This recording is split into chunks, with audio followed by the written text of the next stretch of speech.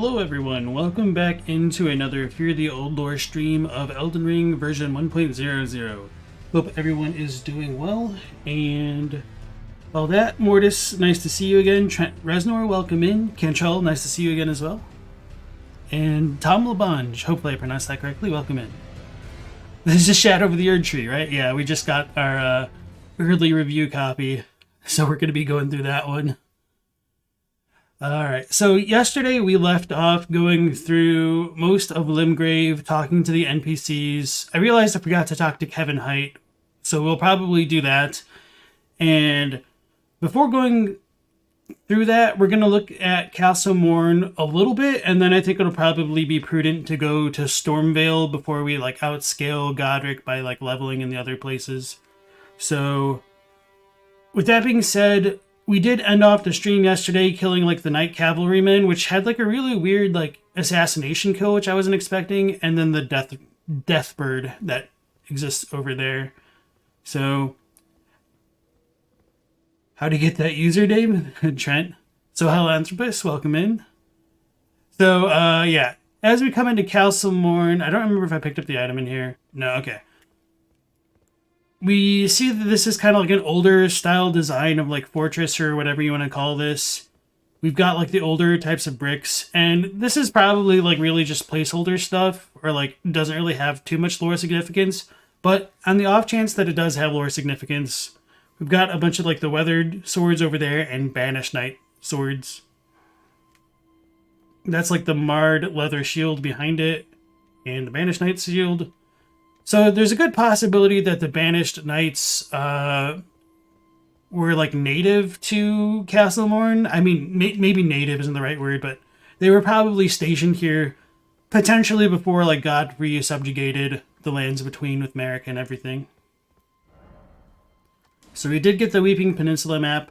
So my plan is to go see Kenneth Haight, liberate his little fortress, and then go back to Stormveil. And then once we clear out Godfrey, we're going to come back down to Castle Morn and explore the Weeping Peninsula. And there's going to be some really cool things here, even in 1.0, that will be nice to show off. So, hope everyone's doing well. And, yeah. I'm doing well, Rat. How about you? Mortis says, isn't this territory Godrick's? So you guess it makes sense to see some of those weapons. Yeah. So, the more you, go through things, the more questions I think the game brings up in terms of why are things where they are. And I realize that's just kind of a little bit of a silly statement to just kind of say off the cuff like that, but at least that's how I feel about the game.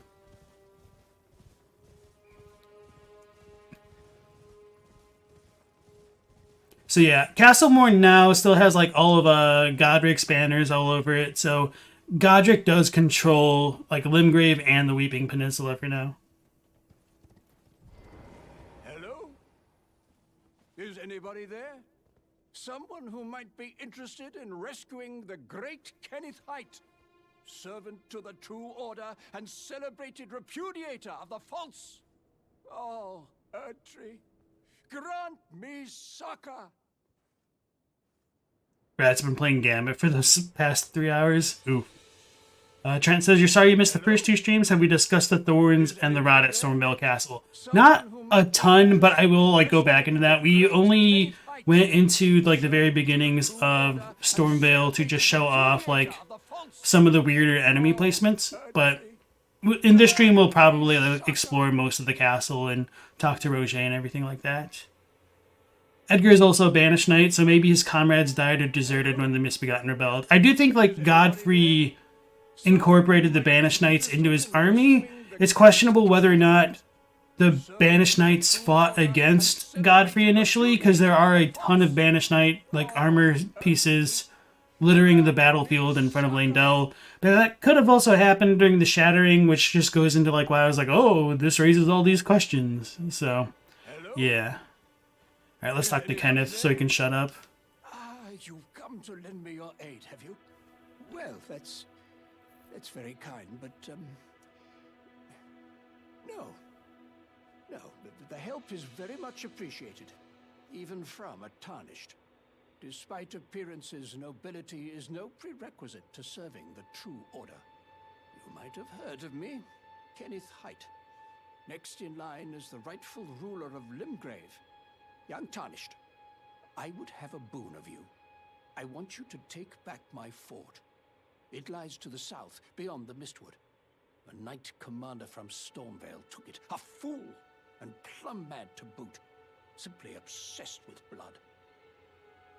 So with Kenneth's statement, that kind of ties into the Ghost, where she talks about the knight bedeviled by blood. And originally that knight there was a Godrick Knight. When we see him, he's like wearing the Godrick Knight armor and all that. And one question that arises from that is whether or not he's an adherent of Moog and that kind of brand of blood madness, or if he's just driven mad by blood, similar to the dudes in the Lands Between, or sorry, the Land of Reeds, rather. What are you waiting for? A kiss goodbye? My fort lies to the south, beyond the Mistwood. Take it back for me. Oh, I see. You wish to know the reward. Fret not. The great Kenneth Haight is known for his considerable largesse. The celebrations will be lavish indeed upon the dawn of my fort's retrieval. Yes, now allow me to furnish you with a little advice. I would take great care to avoid Godrick's tarnished hunts were I in your shoes. That depraved lot are obsessed with sacrificing tarnished like you for the sake of grafting. Honestly, Godrick's nothing more than a jumped-up country bumpkin. Lord? Oh, don't make me laugh. First, he hid himself amongst the womenfolk to flee the capital, then hid from Radahn in that castle. Then he insulted Melania, lost to her in battle, only to lick her boots rather than die like a man.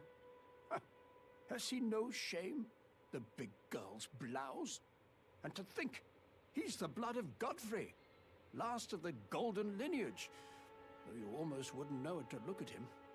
Yeah, I almost feel sorry for the chap the more I think of it. So there's kind of a lot to unpack there. He mentions, like, tarnished being used for the grafting and all that, which we kind of already know about.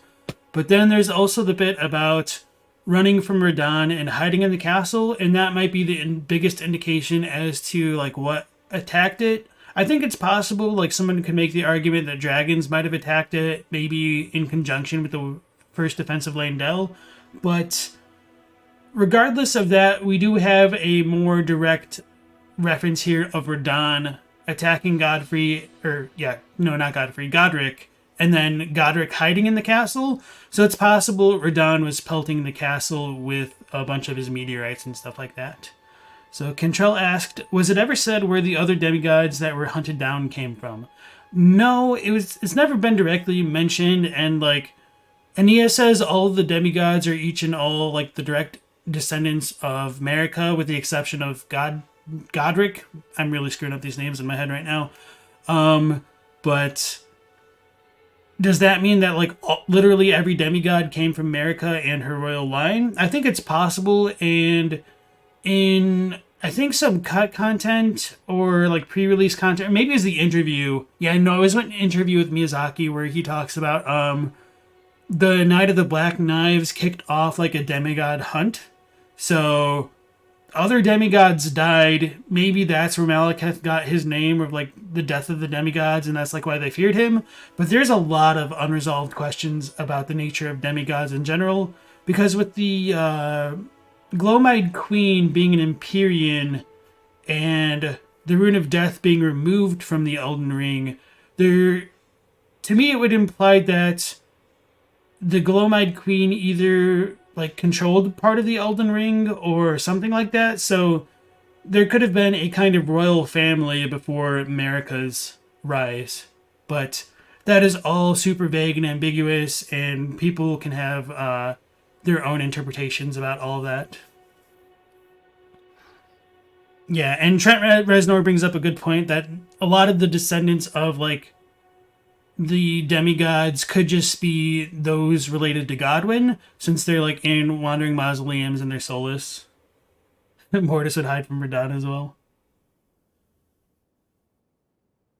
None of her children we know have had children. It could have been Godwin. But also you could make the argument that like all of the Omen could have come from Morgott and or Moog. Because we've got like the royal Omen Baron and stuff like that. And if they're royalty, I mean, who's the queen? It's America, so it just kind of makes sense.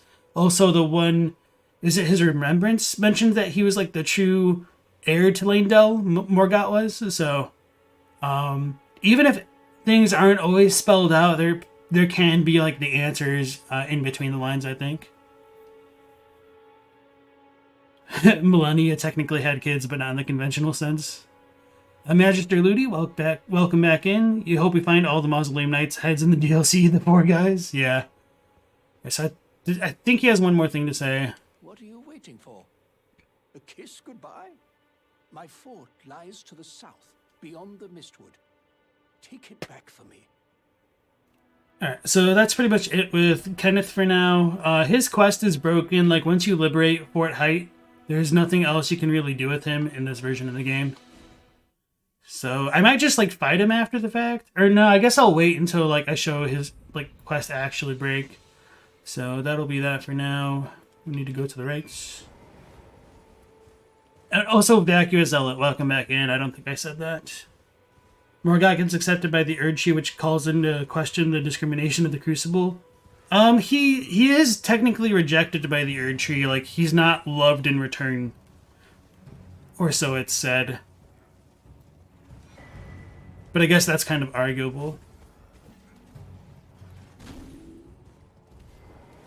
Oh, I wasn't expecting to dismount right there. I didn't go through like the little blue thing. So we got a demi-human queen. Corpse on the ground, a bunch of rats and dudes throwing things at us. I was trying to like roll past that.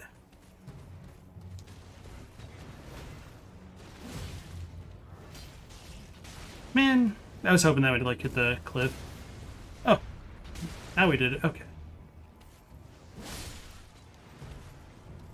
I may have inadvertently gotten myself into a bit of a hairy situation. Oh, that's pretty good. And for those like just joining the stream for the first time, I've never really used the twin blades, so this is a bit of a different experience for me. I should probably kill the dudes up there before I deal with them. But I also don't want to aggro the big knight up top. I didn't mean to do that extra hit.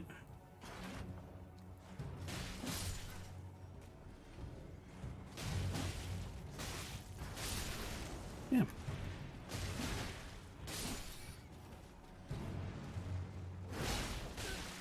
Oh no, I did aggro the big guy. Okay. We'll figure this out.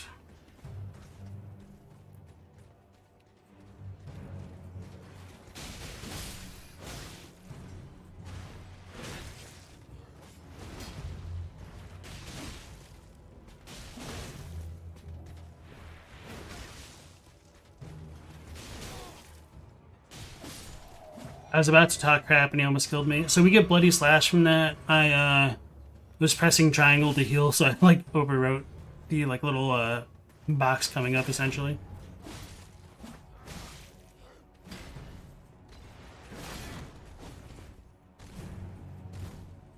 Morgott gets... Oh, I read that one. Mortis does like the children of Melania and them being clones from her Bloom and Kaled and their tragic ends. Millicent deserved better.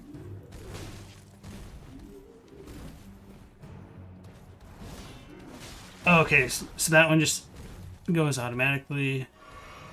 For some reason, I was thinking it would be like Unsheath, where you have to input like 2 commands to actually execute the attack.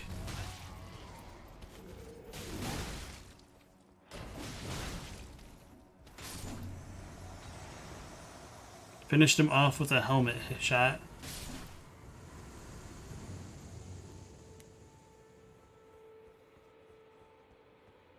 I should have just run up to this knight at first and killed him and then just like gone up the ladder. I always forget actually how well this fort is kind of defended the first time you go to it.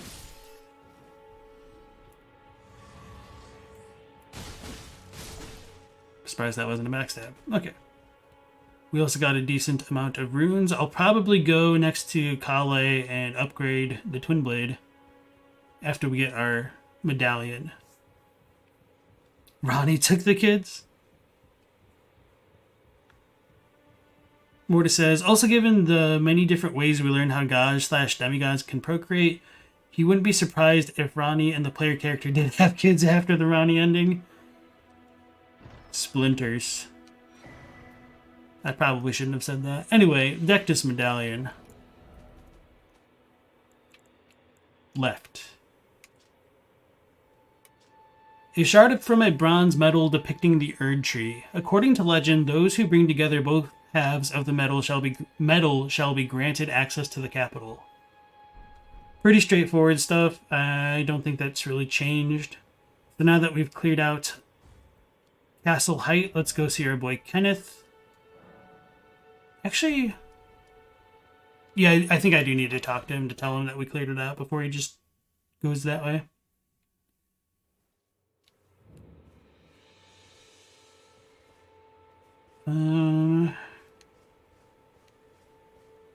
Yeah, I don't want to forget. I'm just going to go upgrade the weapon now and then talk to Kenneth. Because if I start talking about what Kenneth says, I might forget. Why'd I go to the first step? I was not paying attention.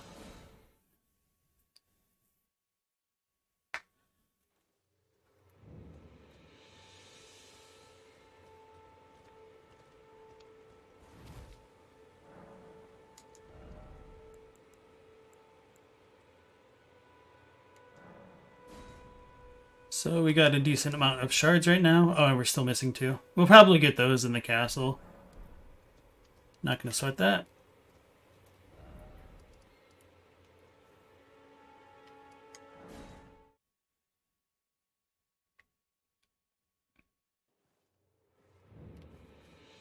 Yeah, and I also wonder if all of these churches of America were appropriated from churches that existed beforehand, particularly because of the Dragon Communion churches in like Caelid and whatnot. Oh, I should talk to Bach.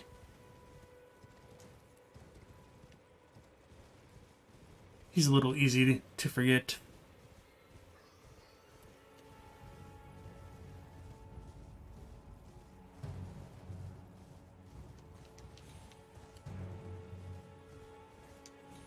Oh, and I should probably go back to Summon Water to pick up the turtle pendant thing, because that'll probably be useful. I've been waiting for you with bated breath. Did you manage to recapture my fort? Oh, excellent news. Just wonderful. And the knight's dead to boot. Well done, my friend. Well done indeed. I knew I was right to trust you. Now, here's your reward, as promised. Go ahead. It's all yours. Erd's Steel Dagger. Right then. Time for me to head to the fort. I've much to do. First, I'll have to re-establish communication with the demi-humans. What's that look? You don't believe me? Well, under the Erd Tree, commingling with the demi-humans is made possible. Even the vulgar shall not be left behind under the rule of true order. Which is why I, Kenneth Haight, next in line as the rightful ruler of Limgrave, have sworn to uphold it. Just you watch, my friend. Just you watch. So I wonder if Kenneth isn't technically an adherent of the Golden Order, and if he's just like more of an Erd Tree faith adherent with like Godfrey and everything. Just on like a note of what he's wearing, I think he has like the official's attire on, or like the rule. No, this one's the ruler's set, but this stuff will make an appearance later on. Actually, maybe not in this version of the game. It's kind of a little dangerous to say things like that. Playing 1.0.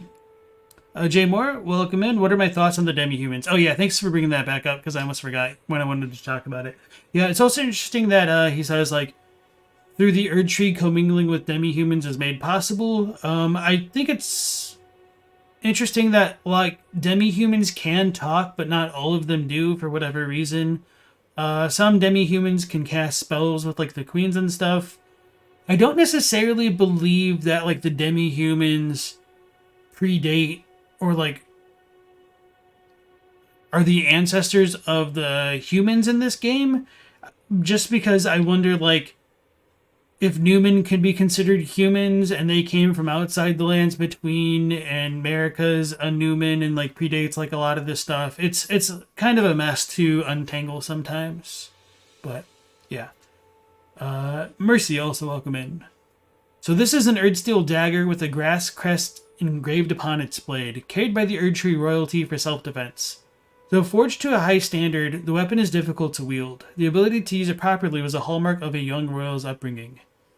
And the skill is Quick Step, which is a little bit unfortunate, like, that there's no, like, extra lore or skills associated with the Erdsteel dagger. And even though this is called the Erdsteel dagger, it doesn't really look, like, super red or anything. Maybe it looks more red, like, on the model. No, it's still kind of like yellow.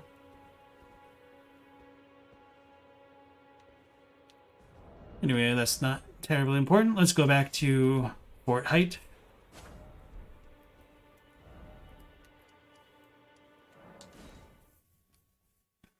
I like that it says Fort Haight West.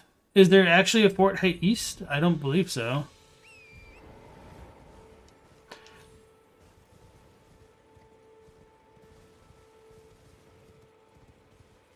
So one of the other things that I want to do on this run is I want to get, like, the alternate dialogue for EG talking to Jaren and him being like, oh, I'm stupid for not, like, realizing the stars were halted. So we're going to avoid going to the Altus Plateau for quite a while.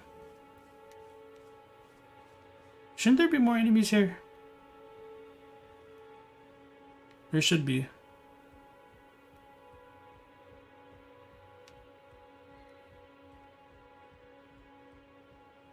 I guess they weren't here in this version. Okay. Kenneth isn't here yet. That's weird. So, this area is also controlled by Godrick. I mean, regardless of the little blood-crazed knight that we saw. And as I was talking about with Castle Morn earlier, these kind of forts are also of a similar architectural design. And they all also have, like, the Banished Knight weapons, as well as, like, the Marred Leather Shield, and this one is a Banished Knight shield, I think. Maybe not. I would need to, like, double check, but those are just some normal spears. So none of those I don't think are actually definitively Banished Knight. And then this is, like, the beast representation of Sirash and, like, the Godfrey armor, or Godrick armor. Maybe I said Godfrey earlier and I meant Godrick.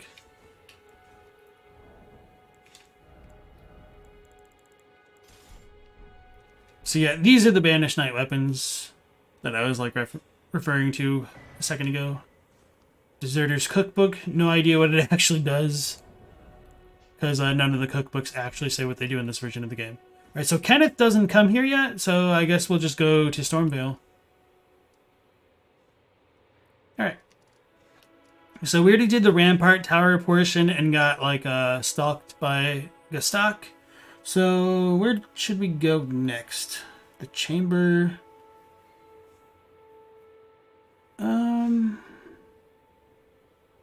Yeah, chamber is as good a spot as any. We'll go, like, towards, like, the Godskin thing earlier. Area, whatever. Stuffy says, so I'm playing the pre-release version, and 1.01 was day one. Kind of. Like, this is... It was released this way, but... if you didn't have an internet connection, you wouldn't have downloaded, like, the day one patch. So, I don't want to say it's, like, pre-release, but it's almost close to it. Alright, so as we were mentioning Omen a second ago, there is, like, this one random Omen dude in Castle Stormveil. Let's get the dog out the way first. I'm not used to this. Yeah, dog's actually kind of tanky. And we upgraded the weapon. That's a little surprising. Alright. Who do I think is the most tragic faction? The Golden Order, the Healing Church, or the Way of White? The most tragic faction. Probably the Orphanage in Bloodborne, but I don't know if you can actually really call that a faction. That's an interesting question. The Senpo monks kind of come to mind, but they also like reap what they sow.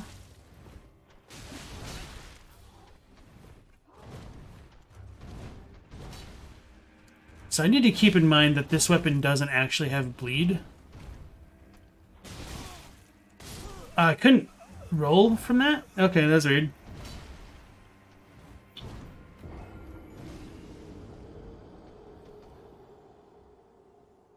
Obviously a skill issue on my part. But I'm also a little bit used to just like bleed staggering things sometimes, so...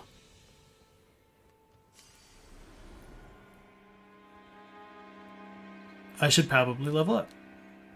Yeah, I'll level up before I forget.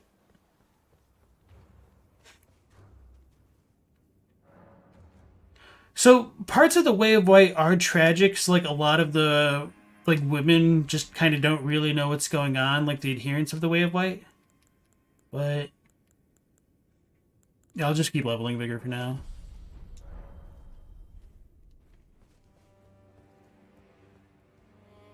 Most factions end up like using characters in these games, so it's kind of hard for me to like think of like the most tragic one.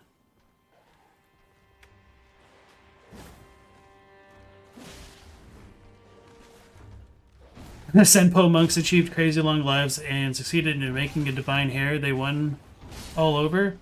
Yes and no, because like, I mean, the crazy long lives are also kind of like cursed lives. And so it's tragic in a different way.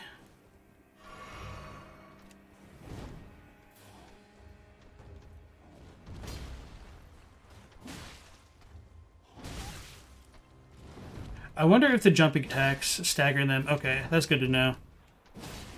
Because, like, the katanas can't really do it, and I find, like, the easiest way to deal with Omen is if you can just stagger them with jump attacks. But I thought this is going to be more of a heavier weapon kind of thing. So, if you can't stagger them reliably, they're pretty tough to deal with. But, alright, I'll keep that in mind for now. So, Twin Blades have some more use. We didn't pick this up yet. Yeah, Godrick has a poem. It's pretty interesting. So we got another painting. So this painting, compared to like the other one that I showed off in Stormveil, is of a more modern time of Stormveil, because you do see like the pillar of light from the Erd Tree, even if we can't see the Erd Tree directly. This would be like the first step graveyard thing, because there's like the waterfall coming out behind it, and the Stormveil in the distance. So... Prophecy painting. Actually, I don't think the paintings really have lore. Maybe they kind of do. No, they don't. Alright. So anyway, long story short, like part of the artist's soul is in the painting, which might be why they like show up when we come close to them when we have it. So I'm just gonna like run away from these enemies because I don't really need to fight everything head on. Although it might be worth doing that sometimes to maybe get like a random item drop.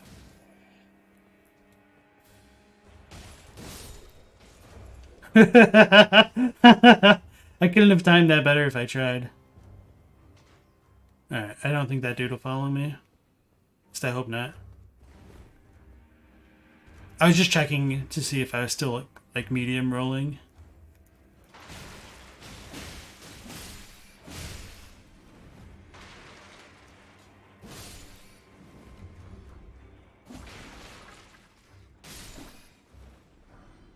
Alright, so we got, quote-unquote, the Banished Knight's armor in this version of the game.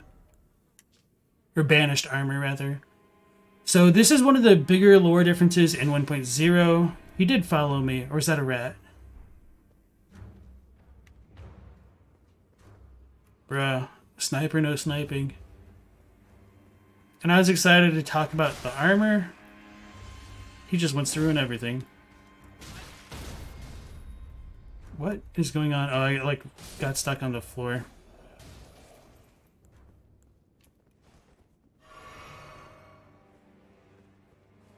Alrighty. Big lore time. So this is body armor scoured by salt winds and skirmishing, wrapped in a large deep red cloth. Stormveil was once a place of exile, and this cloth is a remainder from the convicted men's precepts. Expose thyself not, but govern thyself to be whole hid, else the curse slip inside thee. So this stuff is really fascinating to me, and I don't remember if the Banished Knight armor expands upon it any further, but in 1.0 it talks more about the quote-unquote curse of Stormveil, and as you like look deeper into things, it's kind of a veiled reference to the pseudo corpse of Godwin beneath the castle, and like the thorns and stuff growing out in like the rampart tower and on the sides of stuff. So I'll show that off shortly here. I don't have one of the keys, do I? I don't think I do. Okay. I think even if I use it, it doesn't have some of the items that I think would be there. I don't have enough runes to go buy one, so I'll need to remember to come back here. The greater will is implied to be its own entity rather than a collective desire of the world. It can be read that way, but I'm a little bit curious. Like, I don't necessarily... So, when I wonder if, like, the greater will is, like, the collective unconsciousness of a bunch of beings in the Lands Between, I think it could also extend beyond the Lands Between. And that it could just be, like, part of the primeval current, I guess. So we got some banished gauntlets. I don't think that's going to say anything too different.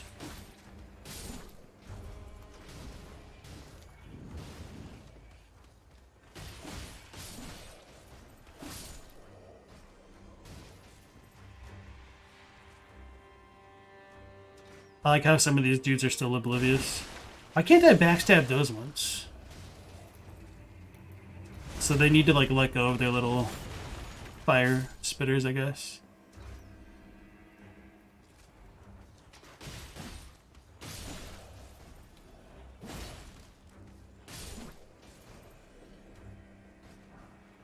Fringe Folk Rune.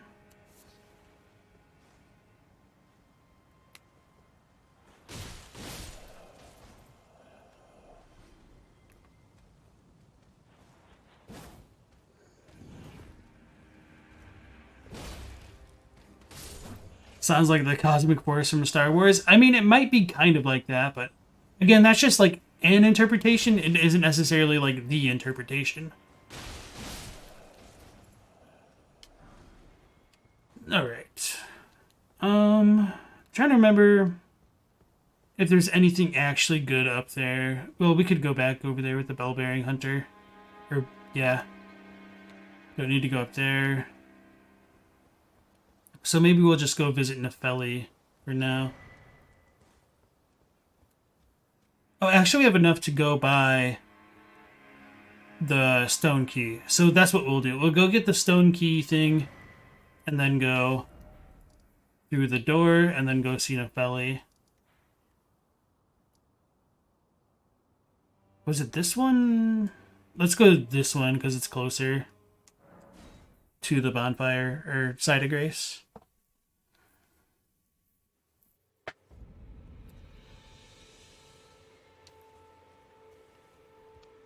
Trade again. Okay.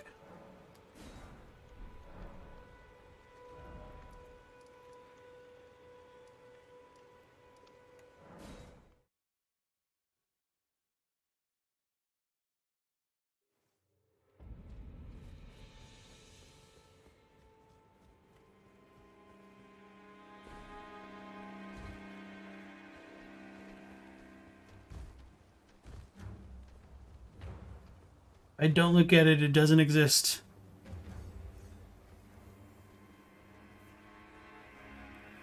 Some like actual lore in like Dark Souls 2, I think, or is it Dark Souls 3?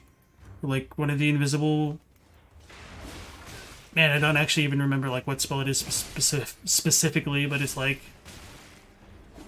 you increase your defense by just like not believing in the thing that's hitting you strongly enough, and it does less damage. It's kind of hilarious.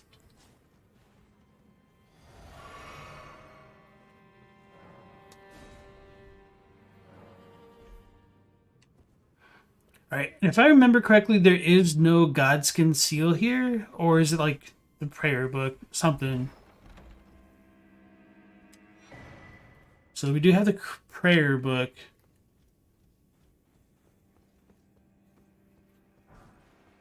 Fringe Folk Rune. Because I think in retail, you also get the seal. But I don't see anything down here.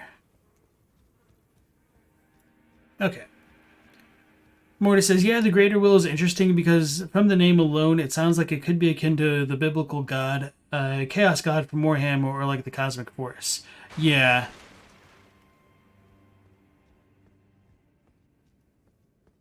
More like the Strange Folk Rune? Okay.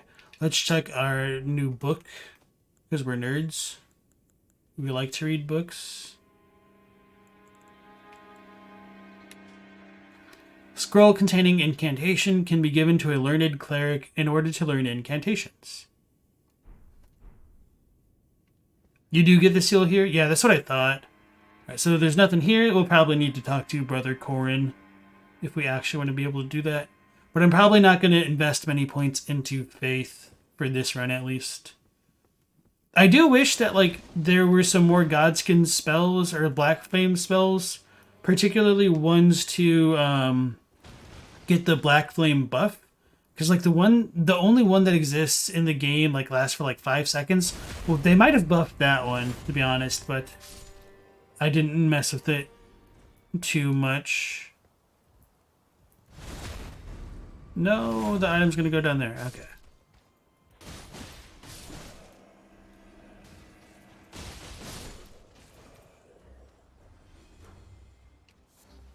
String. I charged my attack too much. Got caught. Alright. So maybe I should go through the front a little bit. Maybe to the Divine Tower Bridge. Get that one unlocked. Another set of banished armor.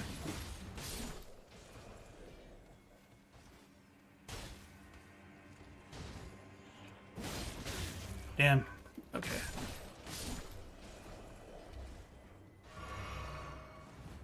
Yeah, the first time I came through Stormveil on, like, my original character, I'd, like, gone through most of, like, Limgrave and maybe, like, Weeping Peninsula.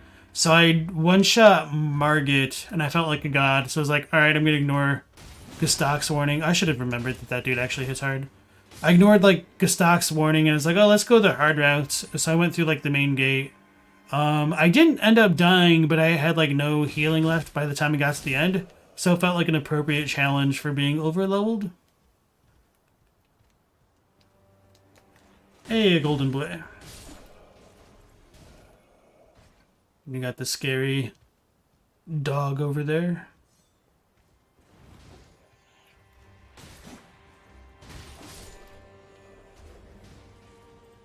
I didn't see that guy. Banished helm.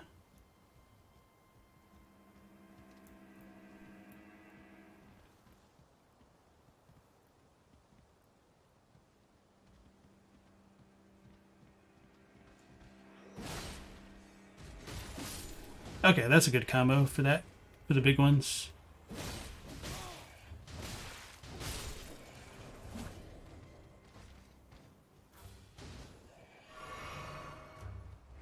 Oh yeah, I can summon the little skeletons, probably because of the armored cat thing. Let's check out the hood. I don't think it says anything different. Okay, pretty much the same. Praise Turtle Pope.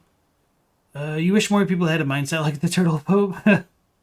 How powerful is Marika? Do you think she could have faked the whole religion? So that's a really good question. I'm really curious about her power level as well. Like, I do wonder if Marika's power is potentially related to the stumps coming out of the giant in the mountaintops, like the big ass roots coming through them, because we don't see how she fights because we technically only fight Radigan. So I wonder if that power was either hers or like Godwin's more specifically. So I'm not gonna like respawn all the enemies, just enough. Wait, can I cheese this cat here? Seems like it could. Okay, I didn't pick up any of the poison arrows, or didn't pick up any poison knives either.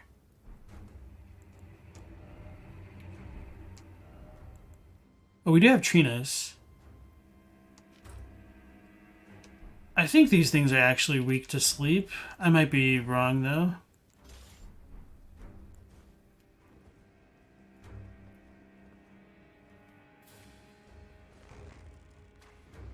Damn.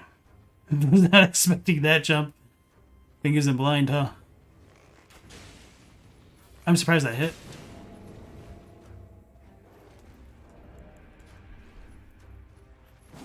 I take it back. It's not weak to sleep.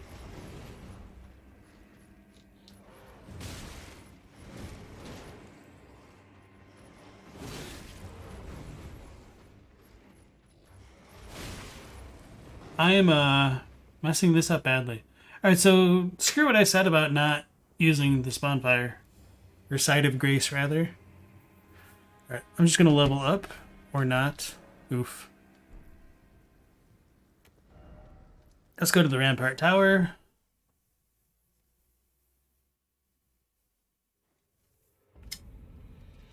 And go down it, around to the side to show off some of the Godwin stuff. And then get the like little bits of treasure that we did not pick up yet. That was dumb. I should have gone for a sneak attack.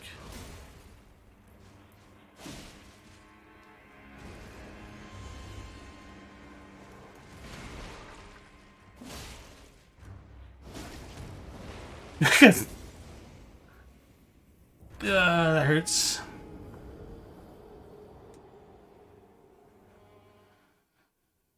Mortis believes Marika's power is enough to change the logic of the world, as we see Ronnie start to do during her ending. Her power is definitely paracausal in nature. Yeah, I think that's probably a fair assessment. Paracausal is one of your favorite words. You say it more than one should. Did Gestat come up here yet? No.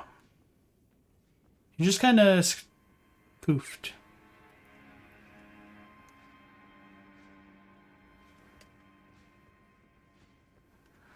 I don't remember if these dudes can hear super well, so I'm not going to, like, stand up. Oh, I really lucked that one out. I thought I really screwed up. Okay. So if I only did that the first time. It took me an extremely long time to, like, figure this part out. That you, like, walk on the things. Because it was driving me crazy that there's the one treasure that I couldn't get to in the Rampart Tower. Because it doesn't look like you're actually meant to, like, walk across these routes or something like that. Is this the right spot? No, I need to drop down. That's what it is. Okay.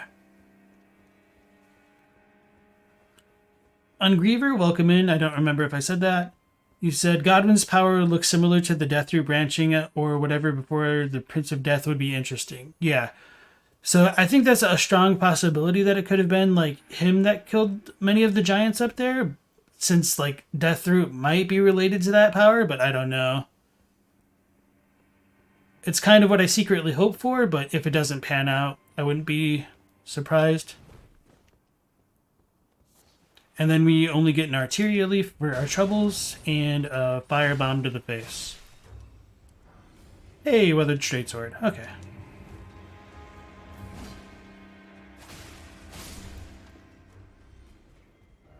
Let's go... Yeah, let's just go... Yeah, back to the top. It'll actually be safer that way. You saw DSP play Elden Ring, now you have a greater appreciation for the game. What makes you say that, Vacuous?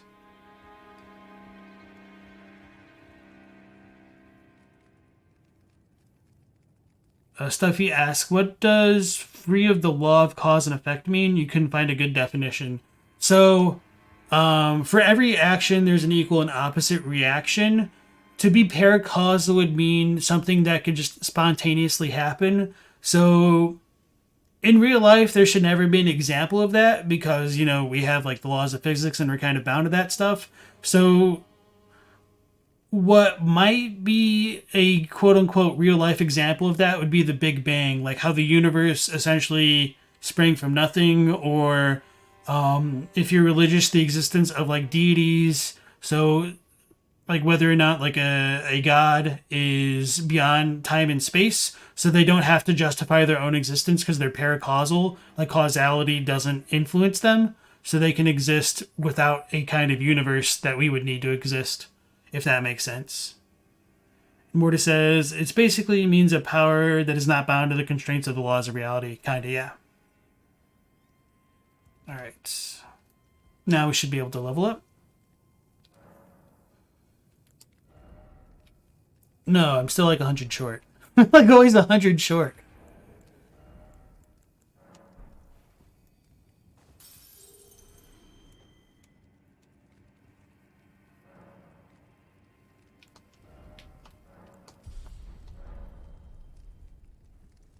Yeah, magic could also technically be paracausal. Well, because it kind of just like depends on the rules of the universe, but like most like stories and whatnot have like some kind of rules to govern magic, but not all do. But yeah, magic can be a good example. I was thinking about going down first, but it probably makes more sense to go up and just clear that area out and then head down.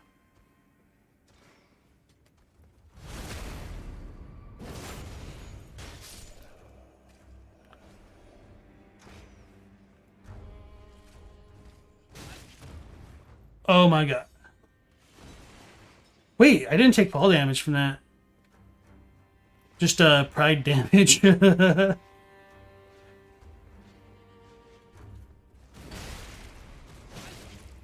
thought I would roll farther than that.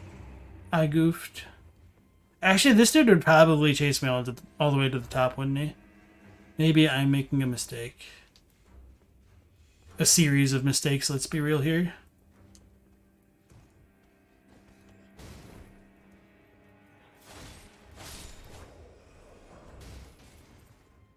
Alright, now he's going down. And we still need to read our Weathered Straight Sword, so I'll do that now while the Banished Knight like loses his aggro. So this is a straight sword with a rather short but wide blade. Simple to wield, it was known as the Sword of the People. Though the Erdtree styling is still visible, time has not been kind to the sword, now merely a shadow of its former self. Well, that's it guys, we found the shadow over the Erdtree. Congratulations, pat ourselves on the back. The DLC has been unlocked. The true lore has been revealed. Vacuous says, the outer gods were concepts of the world that were corrupted when the rune of death was removed. I don't know about that, because, like,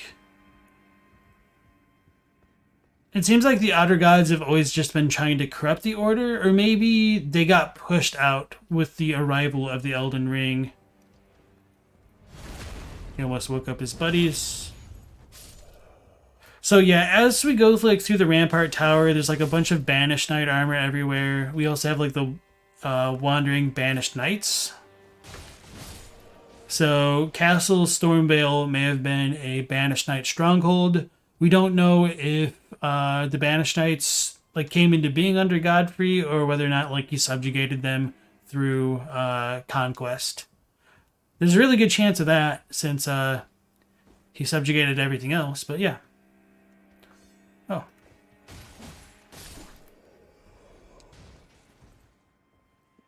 I'm trying to remember which way I should go. That would just bring me down, and there's nothing there, I don't think. We got the like little Warhawk over here, which might kill me.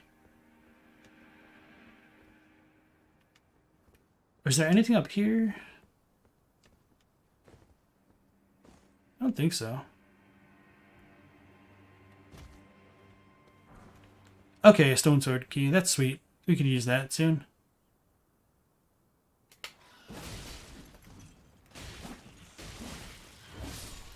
Perfect. Okay. That worked out better than I expected. Deserter's Cookbook.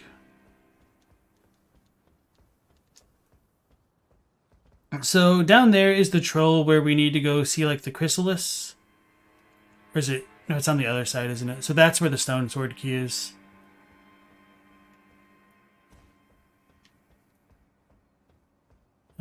Should I drop down that way? Yeah, I may as well just drop down that way.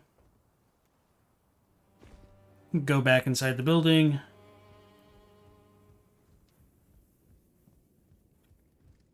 Stuffy says, in Sekiro, Ashina is a bountiful land of many gods until the divine dragon takes up too much space. I said Ashina instead of Ashina. Revoke my weeb card.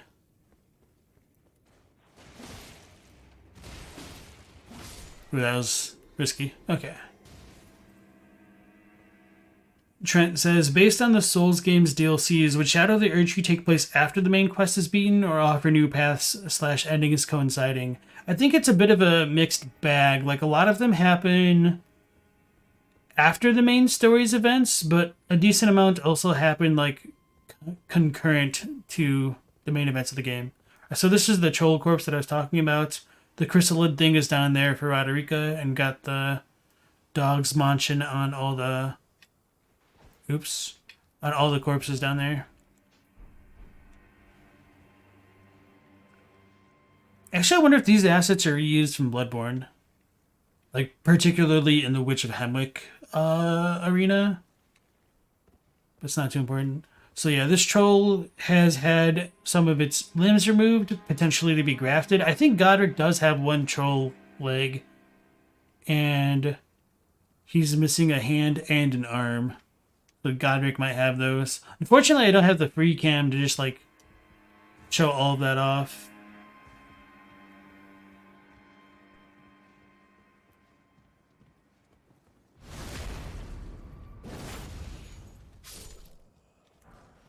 Gold pickled Powellfoot.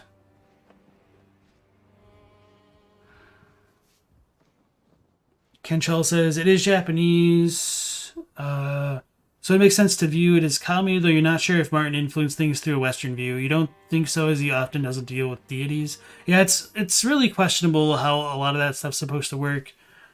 Like, there's certain things in the game which I would say is, like, definitely, like, Miyazaki and FromSoft produced in terms of, like, the writing with, like, soap and stuff. But then there's other stuff where I'm, like, more unsure of. Does this just bring me back? Oh no, this brings me over here. Okay. So we got our Banished Knight boy in that room, but we can leave him there for now.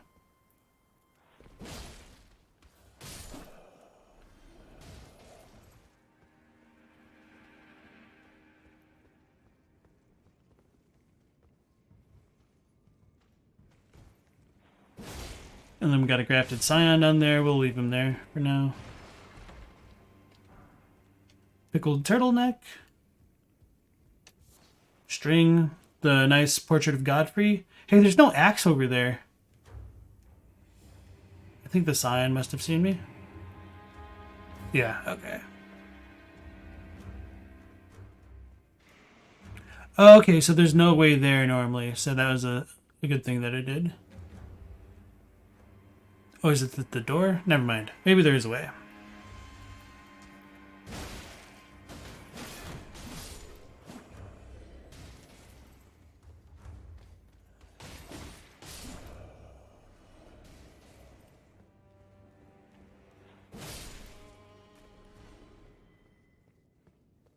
Alright. I'll catch up with chat, then deal with the Banished Knight and look at the America's Mischief. Jay Dixon, welcome in. This is the Twin Blade. Mortis says, to his knowledge, Martin only came up with the demigods in the very basic setting. Then FromSoft filled everything out, so it's possible he came up with the term outer god, but the devs possibly explained them. Okay. So yeah, I think KD posted a link yesterday in the Discord in the Elden Ring lore channel of the George R.R. Martin interview. Wow, having a moment there. Where he just says, like, he came up with, like, some of the backstory, like, years before, like, they really, like, started developing the game, and he'd be just as excited to see it as everybody else. And in another interview with Miyazaki, he talks about, like, how he'd really want to surprise George with, like, the transformation of the characters he'd originally envisioned. So I don't think George had quite as big as an influence as some people might think, but it is still questionable, like, where, like, certain things came from, like the concept of outer gods, like the rot and stuff, or if he really just, like, wrote characterization for, like, the demigods to make them, like, heroic in their time, I guess, before, like, the shattering and all that. Yeah, Vacuous, I think I'd agree with you that I don't think the Greater Will really cares about the Golden Order. It just wants some form of order. But with that being said, I think some people would take it to mean, like, that the fingers are on the side of the Greater Will, but I think they're also just kind of trying to manipulate the Greater Will, and they're not exactly given its blessing either. But I don't know. Yeah, and Mortis says Scarlet Rot is a bit hard to narrow down, as Martin likely created the original concept with Miyazaki elaborating on it in his style. I do think the Scarlet Rot's a really cool concept.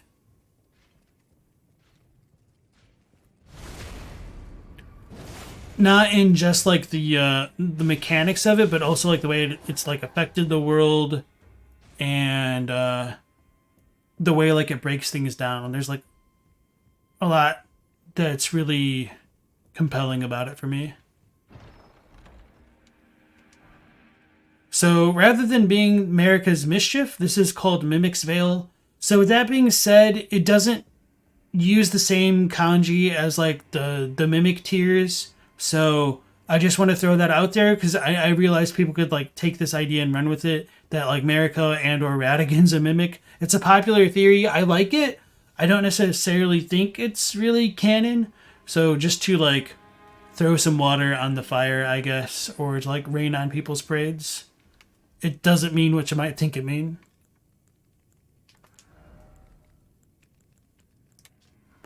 So this is a magic tool that obstructs the target's perception, showing them something else entirely. Transforms the user into something that fits the current surroundings.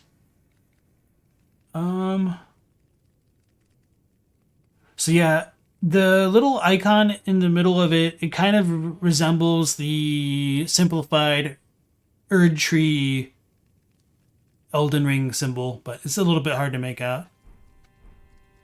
Alright. Hey, Teen Sith, welcome in. Goddess Spaghetti, welcome in. Nice to see both of you again. Alright, so coming into this room, I think this might be one of the most interesting rooms in all of Stormveil for a couple reasons. We've got, like, the Banished Knight weapons on the wall, which is, you know, par for the course. We got some of the Banished Knight armor. There's a bunch of Banished Knight armor throughout Stormveil, which I forgot to show off already. We do have a Banished Knight portrait, which we can also see these in the Rampart Tower. But what I really like about this room is we also have the kind of sigil that will appear on the Commander's standard, the ones that are used by Commander O'Neill and Niall, or however it's pronounced, those Gaelic names. And rather than being, like, the green kind of standard that we saw in the Rampart Tower, this one is red. So it's a little bit hard to make out with this angle. Maybe I can stand up. No, I can't. How do we do this? I failed.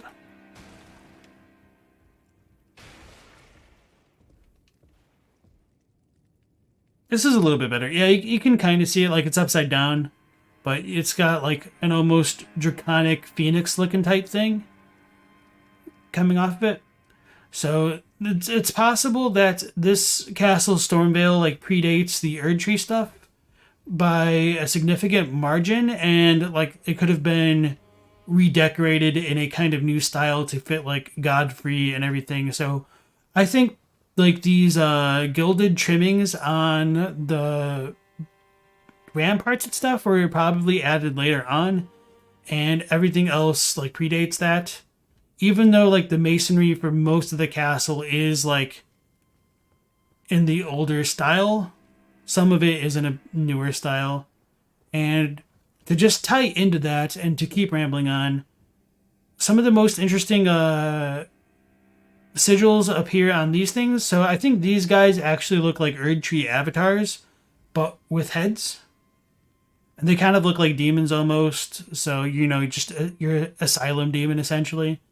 And part of why I mention everything like potentially predating the Erd Tree is because we do kind of have this more ancient potential great tree style design. But this could also meant to depict the Erd Tree. But if it does, it doesn't match up some of the other depictions of the Erd Tree that have like people coming out of the top of the branches, or if you're in the catacombs, like people getting sucked into the roots. So I've rambled on quite a bit. Let me look at this chair. I don't think there's anything important on it. Oh, there's a little eagle. I forgot about that. And time to catch up with you guys on chat. I don't remember if I actually read any of these out loud, but Vacuous Zealot said, the Scarlet Rot rots life instead of death. It's why it's red and has this vitality to it. Yeah. Control said, some person in comments argued with you to death on Radigan being a mimic. Yeah, that'll happen. I mean, I like the idea. I think you could definitely make that reading more comfortably if the Asimi questline was still in the game. But since that has been cut, I do think they may have tried to walk that back, or they wanted to steer people further away from it. But I do have my own questions about that, and whether or not, like, Marika is to Radigan as Melina is to us, or like Marika was to Godfrey. But who knows? I don't really believe that, because I mean, she does seem like her own person, because she kind of does have her own body. But it is a thought that I've had. Stuffy asks, what are the fingers then? Natives to the lands between? Creations of some kind? It's really weird. I know Zeostorm has a really fun theory that they're kind of like fungi that are like parasitic to the lands between. I understand the appeal of that, and I don't necessarily disagree, except for like maybe on them like being fungi. Alright, let's get away from the Scion. We'll just drop down to the dog area and maybe come in from the back and get a surprise attack on him. So yeah, the two fingers are very strange, because on one hand, they don't seem native to the lands between, but they've also been here for a really long time. If you go into the catacombs at the top of the mountaintops of the Giants, there is a two-finger sigil on the flags in there, the standards. Just kind of like what we looked at in that room up there with like the little Erd Tree avatars that have heads. You get like the two-finger design in the mountaintop catacomb. So with that catacomb being like the giant hero's grave, I can't remember what it's called exactly verbatim, but it does show that the two fingers at least did exist during the war against the giants. So they have been around for quite a while, which is a little bit weird, because like, if they were part of Marika and Godfrey's campaign against the Giants, was Godfrey's reign and that time of the Erd Tree still under the Two Fingers' control, or was it more like the Golden Order that they managed to sink their claws into the lands between, pun intended? So yeah, lots of really good questions to come about with the Two Fingers, and not a lot of really good answers, unfortunately, just more questions. Yeah, and Ungriever isn't too surprised to see a romanticized Erd Tree in a setting like this. Yo, Katie, welcome. We finished off like Kenneth Haight's quest for what we could so far. Then we came back to Stormveil. We talked a little bit about the architecture in common between Castle Morn, Fort Haight, and Stormveil. Goddess Spaghetti says, there's a good argument you've heard that Radigan was a persona to God Marika, created to lead the wars against places like Liurnia, and kind of became their own person at some point. Yeah, I don't know exactly how I feel about Radigan, like whether or not he had his own separate body from Marika at one point. I'm a little skeptical about, just because we never see that. We do see him like transforming from Marika, but I'm also like not completely against it, but I don't think there's more evidence for that theory than there is against it. So I just tend to lean onto the side that he probably didn't have his own separate body from Marika. Yeah, and Vacuous points out he does have some connection to the Fire Giants. So this is the Chrysalids memento that Roderico wanted us to get.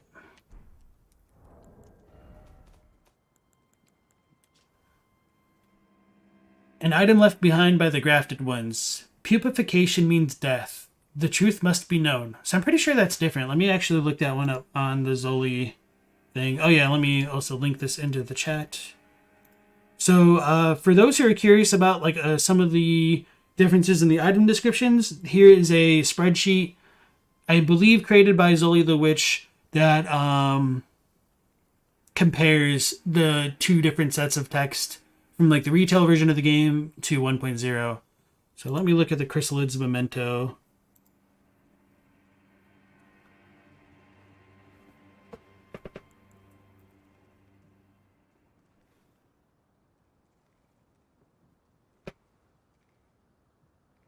Alright, so the retail version says it's a memento left by the chrysalid sacrificed for grafting, a brooch wrapped in red velvet.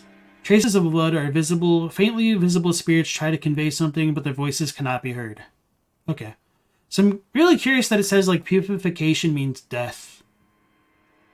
That's kind of interesting. Like, I don't really think, like, it actually influences a lot, but I don't know. It's just fascinating to me. Alrighty. Uh-oh, Mortis, what you said? Alright, Mortis found the interview. I think it's actually in the pins in the Elden Ring channel. If not, it might be in the resource channel as well. But if you do find it, go ahead and link it, and it should be good. Think the Erdtree is a chrysalid of the beast? No, I don't think that, although that's an interesting idea that I should probably give more thought before I, like, dismiss. I should also remember to, like, deal with Nightbot sometime. Katie asks, pupification, what does that mean?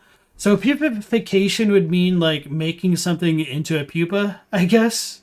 So a pupa would be, like, a cocoon. So they're, like, making them, like, insects. Or, yeah.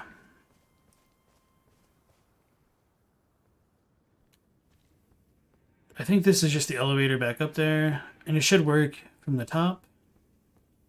Someone's are... Is this still looking at me through the wall?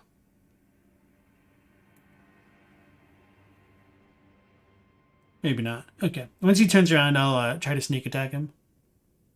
Not like actually backstab, because that won't work, but still.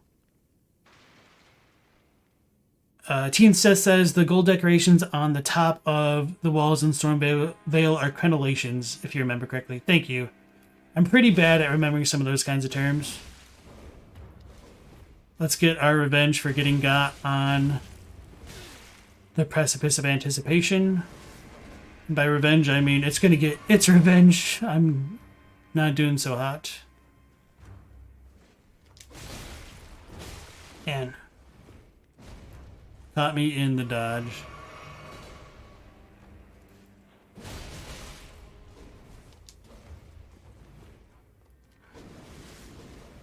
I should, like, actually play like I know how to fight rather than just being needlessly aggressive.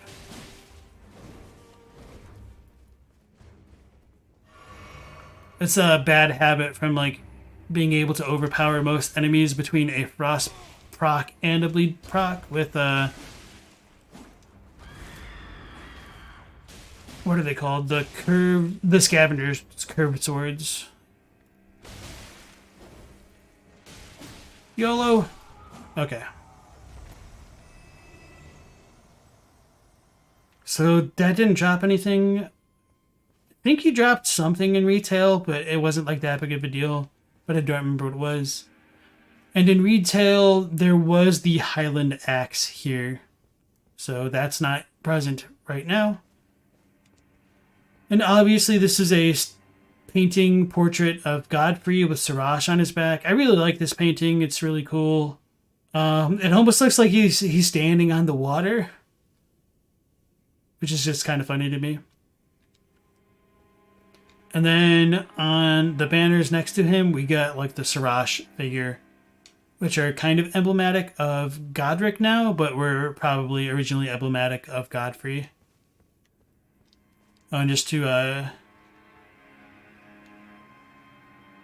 complete things, this is the Stone Sword key spot that I like looked at from the top of the building the one time.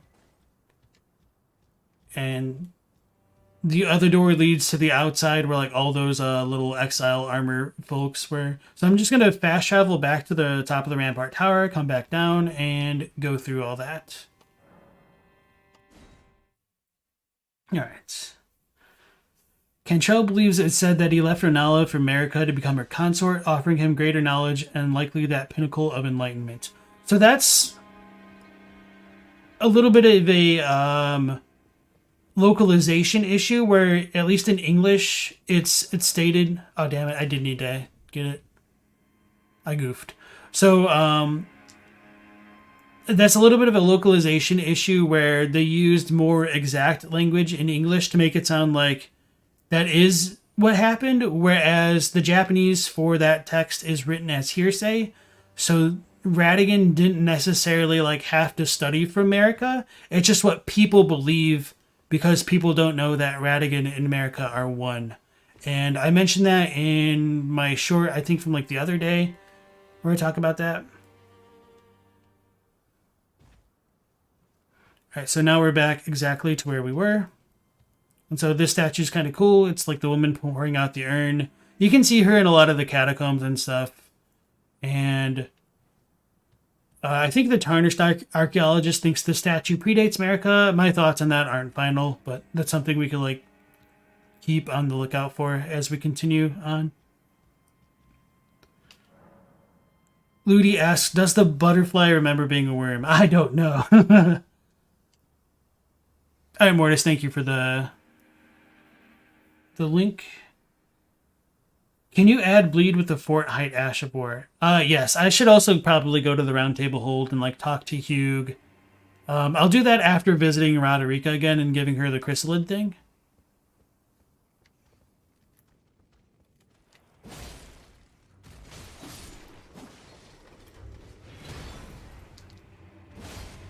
And there's going to be like a lot of dialogue to deal with that. The Iron Whetblade. So, okay, now I actually don't need to go see Hugh to change my Ashes of War. So, that'll be good for the Twin Blade maybe, if I don't really want to use the Spitting Slash. The only issue is just, like the stat distribution, which shouldn't really matter because I literally haven't leveled up anything yet. So it really wouldn't matter that much. Right, and as we look down, we can kind of see like where the Godwin area is. And there's nothing to do here, so we just go back. So now the question is where we should go next. Probably to visit Rogier. Yeah. Okay, we'll go visit Rogier and then do the Godwin stuff. Okay, so that clip does reinforce to Mortis that George did create the initial concept for Starlight Rat. Okay, I'll need to double check that.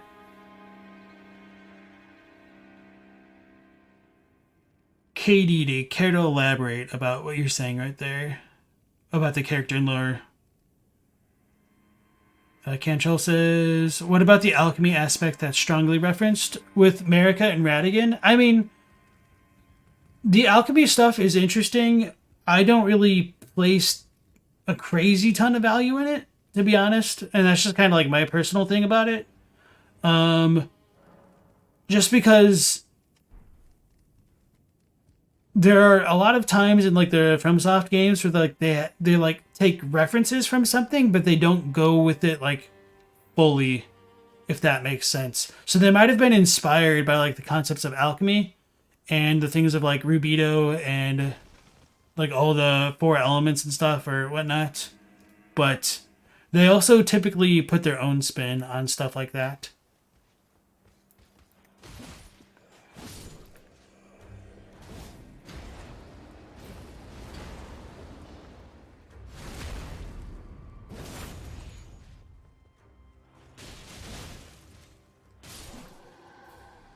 Katie says, you think that beast emblem of the beast is generally associated with the golden lineage? Yeah, that's fair. Godrick's emblem is a beast in the Great Erd Tree.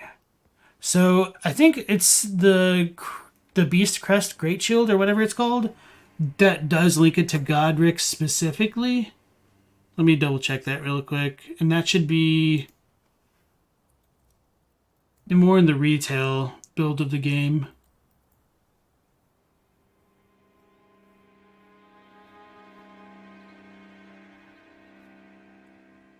Let me try to pull this up real quick.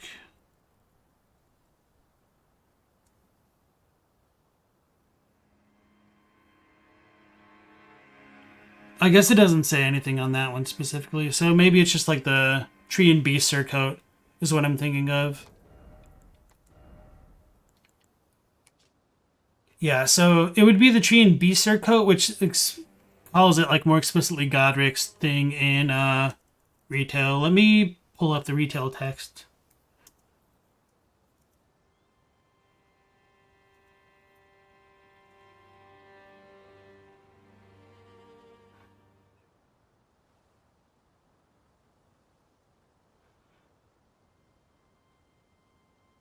Goddess Spaghetti says, it's really funny how this game is a mishmash of all the themes and elements of the other games. Elements of fire, beast hunters, immortality, etc. Yeah, like Yura really talks about like people's desire to break free and become dragon. Oh, I should go talk to Yura again and fight Egg if I can't summon him. Thanks for reminding me inadvertently about that. Like Raya Lucaria's Bergenware 2.0, kind of. Okay. Tree and Beast. I need to look in the Protectors section, not weapons. Alright, so armor worn by soldiers loyal to Godrick the Grafted. Their surcoat depicts the distant Erd Tree and the Beast Regent, an emblem of the Golden Lineage. Both are symbols of glory now past. So you're half right about that for sure. But at least for like the Godrick stuff specifically, the Tree and Beast surcoat are more directly related to him, although he is also a member of the Golden Lineage. Alright, so now we can go see our boy Rogier. There's some dudes over here. I don't think they aggro, because they're just like dejected. Oh yeah, and we picked up some of the subjects' boots or trousers, whatever they're called, shoes. Waistcloth of a rune-cursed citizen.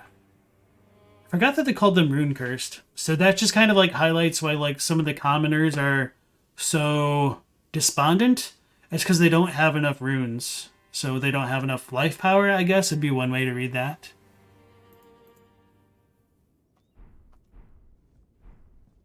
Oh man, Nightbot really calling me out right then. Super banana shaped. Ah, nice to meet you. The pleasure's mine. Rogier is the name. A sorcerer, as you might have guessed. I'm looking for a little something here in the castle. When I'm not hot-footing it from the troops, that is. But enough about me. What are you doing here in Stormveil Castle? This place is bristling with tarnished hunters, you know. They sacrifice our kind for grafting. Not exactly a place I'd stroll into without a purpose in mind. I see. Here to challenge Godrick and lay your hands upon a great rune, are you? You can see it then, I take it. The guidance of grace. Well, enjoy it while you can. I'm tarnished, like you. But unlike you, I've seen neither hide nor hair of this guidance for the longest time. Still, I won't forget how it felt when I first came here, to the lands between. I'm privy to a few magical battle arts. Would you care to learn one? As a fellow Tarnished, once guided by grace, I'd love to help you out, if it please. So, that's the initial portion of his dialogue. If you do learn a couple skills from him, he will give you a little bit more information about them. So, one of the funnier things about 1.0 is, like, sometimes the text will, like, run over each other. This one isn't too bad, but on, like, the top portion, they can overlap. So let's just go with Glintstone Pebble, because it's actually really decent in this version of the game. The battle art you've learned is of the Glintstone family. They were conceived at the Great Academy of Rea Lucaria, to the north of this castle. In the past, they obeyed laws which contravened the Golden Order, or so I'm told. Fascinating, isn't it? That the Golden Order was pliable enough to absorb practices that contradicted itself in the past. With the Order broken, twisted, and in need of repair, such adaptability is more important now than ever. So that stuff's really fascinating to me about like the Golden Order adapting things that were like against it originally. And I think some of that dialogue right there is a little bit of like propaganda, because the way that the Golden Order fundamentalism works is kind of like inherently balanced with like academics and research and stuff like that. Like the seal has a flat balance between intellect and faith scaling and like requirements, and we know that Radigan did go to Rea Lucaria to learn sorcery from Renala. So of course, we mentioned this in the other stream, it is questionable when exactly the quote-unquote Golden Order began, because you could make the argument that it began with Radigan's inception, and him going to Renala is just like him strengthening his knowledge of the Golden Order, and Marika also proclaimed a belief in researching the depths of the Golden Order to understand grace better and all that. But there's also the argument that the Golden Order shouldn't really be considered the Order until it's made part of the Elden Ring, I guess. So once Destined Death is removed, is that when the Golden Order is actually enacted, so to speak. So, I think that I was going to say something else. Oh yeah, he mentions that the skills that we learned came from Rea Lucaria, and these are like of the Glintstone variety, so that's just some pretty fair information about that. I thought I had a bigger point with that, but I'm just kind of like drawing a blank right now. There's not going to be a ton of lore on the Ashes of War. And in this version of the game, there's also not a ton of lore on a lot of the spells, so. Oh, keen to learn another battle art, are we? Alright, so that's pretty much it for Rogier for now. Now that we've talked to him, he should leave a like little note of where to go, like by a cliff to like go to the Crucible Knight. So we'll probably run into that in a bit. And I think now...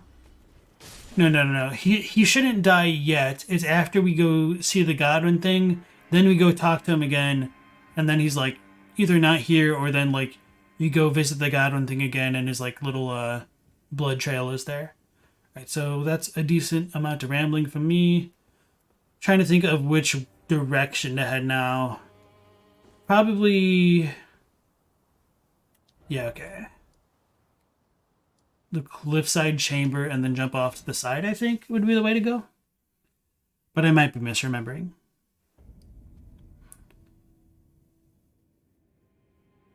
Katie says, you don't know if it's so in the 1.0, but in retail it's pretty bullcrap to get them to help you with Egg-Heal. Oh, you have to die to him once and then talk to your... Okay, I didn't die to Egg-Heal yet, so maybe I need to do that.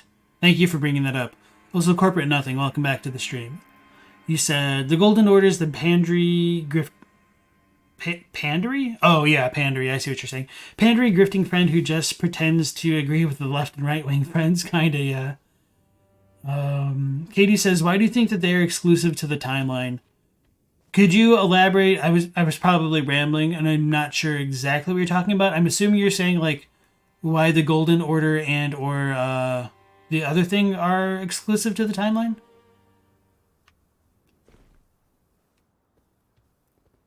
It's a hefty amount of fall damage there.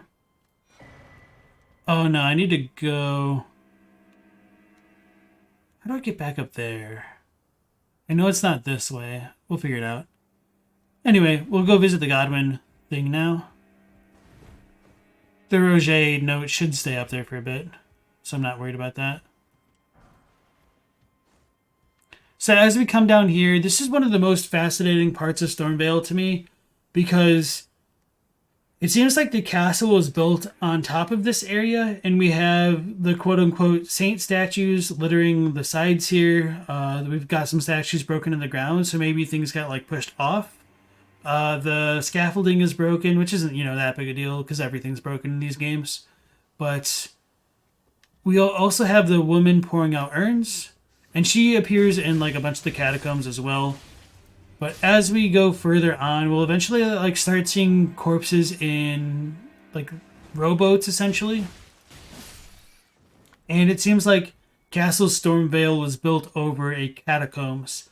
And one reason why I think that's really fascinating is because if the catacombs are made in like to honor the Erd Tree and Erd Tree burial, I feel like Stormveil being built over one and like kind of demolishing one that would have already existed is a little bit sacrilegious to like the Erd Tree.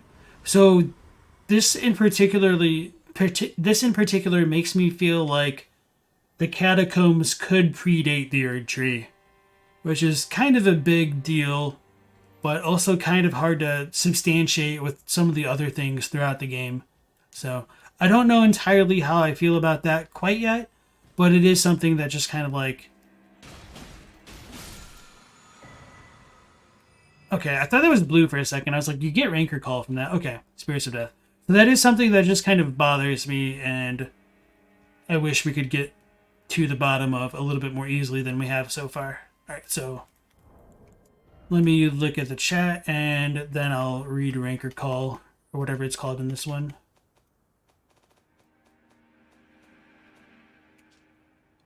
Oh, maybe I don't even need to read this.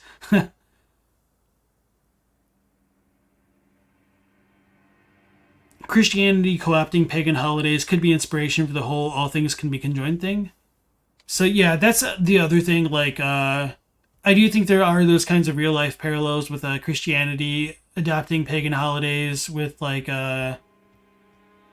Christmas and Easter. For those who may not know, like, the birth of Jesus should have been in the spring based on like the biblical text, and for the longest of times in the history of Christianity, Jesus' birth was not celebrated in the winter, and it's now coincides with the winter solstice, so when it's like the shortest day of the year, with the sun and everything, and like the sun starting to lengthen and all that.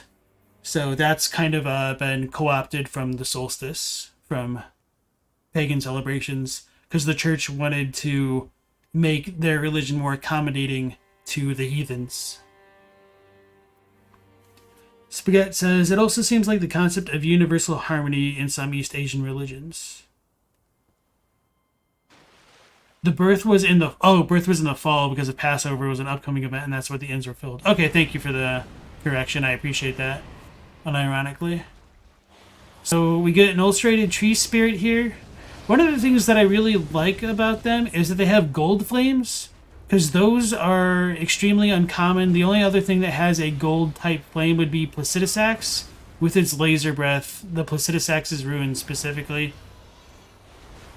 As I've mentioned in one of my videos, I think that the illustrated tree spirits and Erd Tree avatar spirits, or whatever you want to call these, are draconic, maybe because the gold itself starts to make things become more draconic. I don't know if I necessarily believe that. I think there's just a possibility. And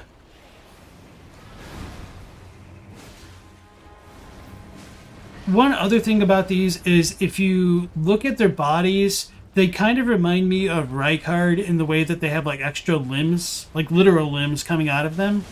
They're a little bit hard to make out, especially if you can't like pause the game to look at them very closely. And they don't quite have like the hands the same way that the snakes in Rykard do. But at least on the arms, where they're a bit more fleshy, it tends to resemble it a bit more strongly. So... Oh, that actually got me. Okay.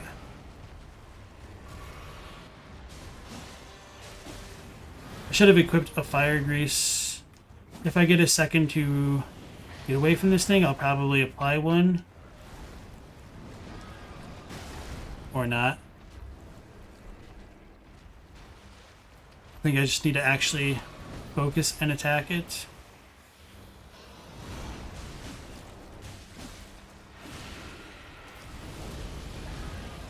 Run away! That attack is deadly. And kind of garbage.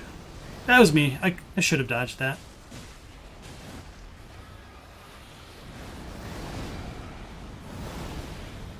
And I don't mean like the actual explosion itself is garbage. It's more like the extra pillars that come along with it. Actually, now that I think about it, this thing kind of reminds me of the Watchers of the Old Lords, the big-ass dogs in the Bloodborne Chalice dungeons. The way that the fire just came out of its claw with its one attack. Uh-oh, I'm gonna get got. Yeah, okay. Maybe if I was better, I could have, like, iframed it.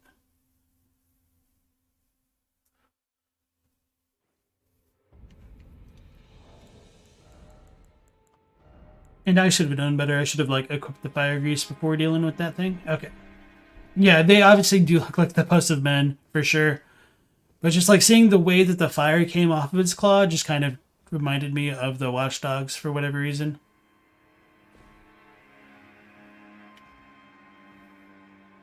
Alright.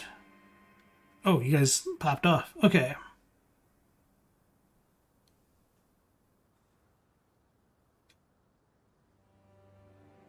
Oh, Katie said, I said something about how Destined Death became sealed and created the Golden Order before Radagon became Elden Lord.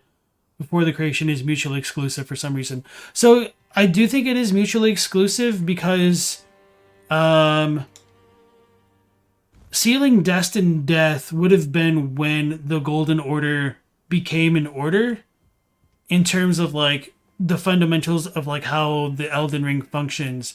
Otherwise, you'd have an extra age between either before like Godfrey steps onto the stage, but that doesn't make sense because Ania, as well as the rune of the Mending Rune of the Death Prince, say that the Golden Order was created upon the sealing of the Rune of Death. So I do think it is mutually exclusive because it is written that way in an item description in a limited omniscient third-person perspective that's not written as hearsay. So for me, those are mutually exclusive, and I probably should have like brought up that context as to why I said that way. But also, thank you for asking the question. I think it's a fair question. And sometimes I forget like that not everyone may be as familiar with the text at times as I am. And with that being said, there's still like a bunch of stuff that I forget. It's kind of hard to keep everything in mind at a time. Stella, welcome back to the stream. Cantrell said, Constantine only converted for political reasons, but never stopped pagan practices in the nation. Chiefly Mithraism paralleled Christianity strongly and easy adoption for them.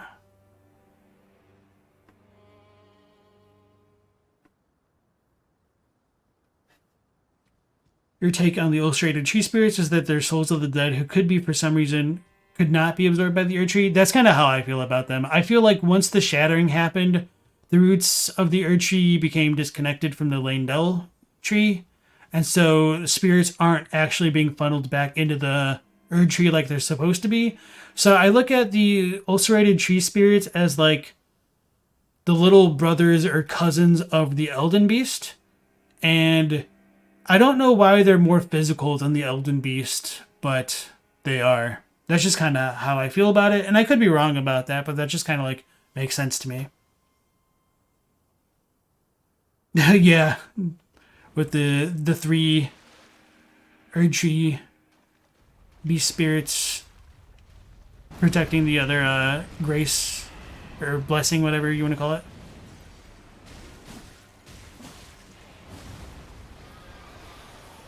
So, okay, good for me.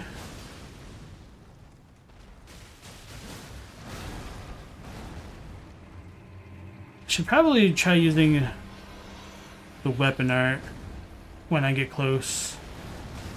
Damn. I was not expecting that one.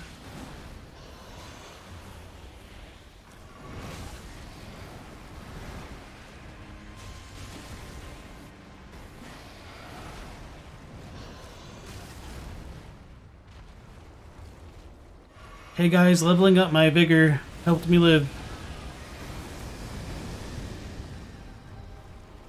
Is my excuse for that.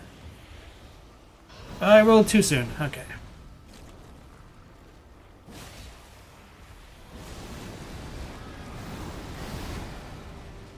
That was dangerous of me. Man, that takes forever to play.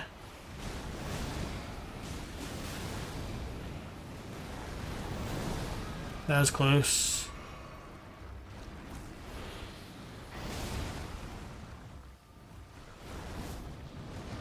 I'm gonna get got. No more juice. Oh, I should summon the boys. What am I doing? I can't summon the boys? Feels bad, man.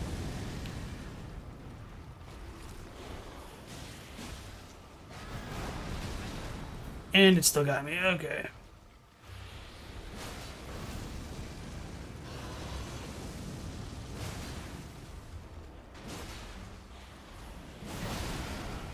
Kind of break it.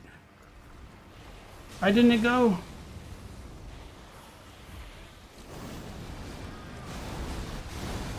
Did I live? Did I die?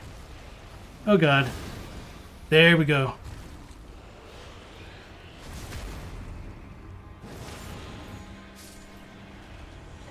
Nothing personnel, kid.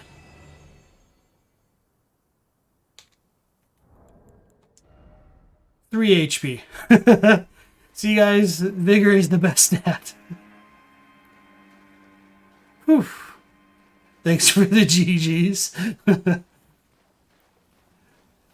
Yeah, these things are pretty tough, but I mean, to be fair, like, I haven't really leveled my stats, and only the weapon twice. Prince of Death's Pustule. So right now we don't have the blood splatter for good old buddy old boy Rogier. Let's check our new talisman. This is a fetid pustule taken from facial flesh. Raises vitality. It is said that this pustule came from the corrupted visage of the Prince of Death, a scion of gold who was the first of the demigods dead. So I do think it was revised, but I think like the language is mostly similar.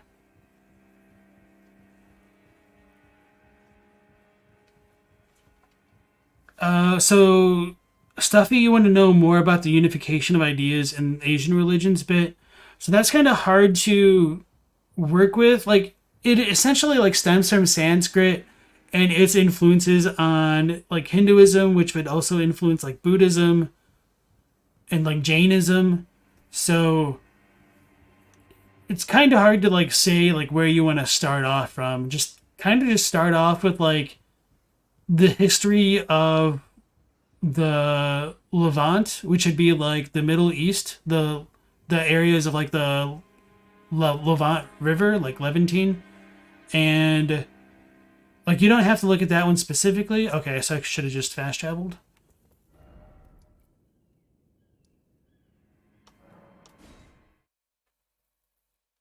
And just kind of like looking at religion in general, there might be like some good videos of on YouTube where you might just like want to look up like the history of Eastern religion. That might just be like the best bet to like start off without a lot of context.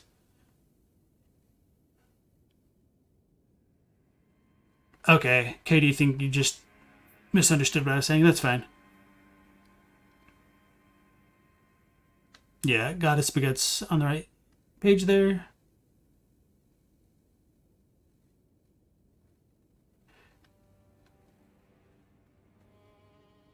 Teen Sith says they're trying to avoid psychic damage from where you put my flask on my quick bar. You gotta put it on up because they're what keep you up in the middle of a fight.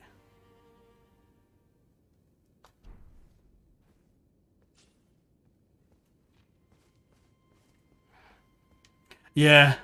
It gives me psychic damage when I see people trying to like use their health out of this bar. But I don't really care if any like where they put their own stuff on like the quick bar. But if it's down here, it gives me connections. I'm like, you're wasting so much time scrolling. All right. So I tend to forget how to get over here, to be honest, because I know we can't open it from that side. Dropping down doesn't help. Or maybe we do jump across, but I know they have to go in through the back to like where Rogier points you. All right, so we'll just make another foray over that way.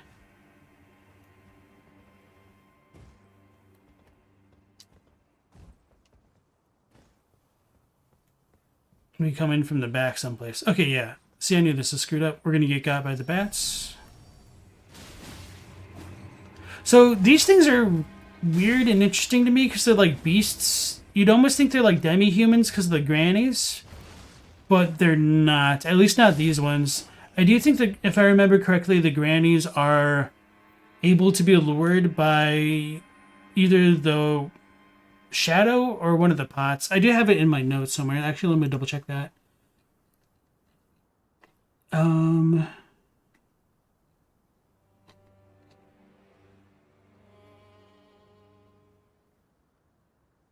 So the white shadow's lure does lure in the granny bats, but not the normal bats that we just killed.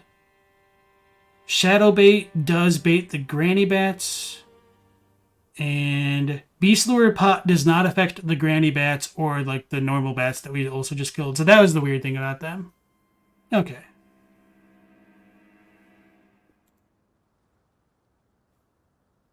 Holding down to cycle back to heal takes longer in this game than DS3. Like the just holding it, yeah. I need more items to do that. Little tech.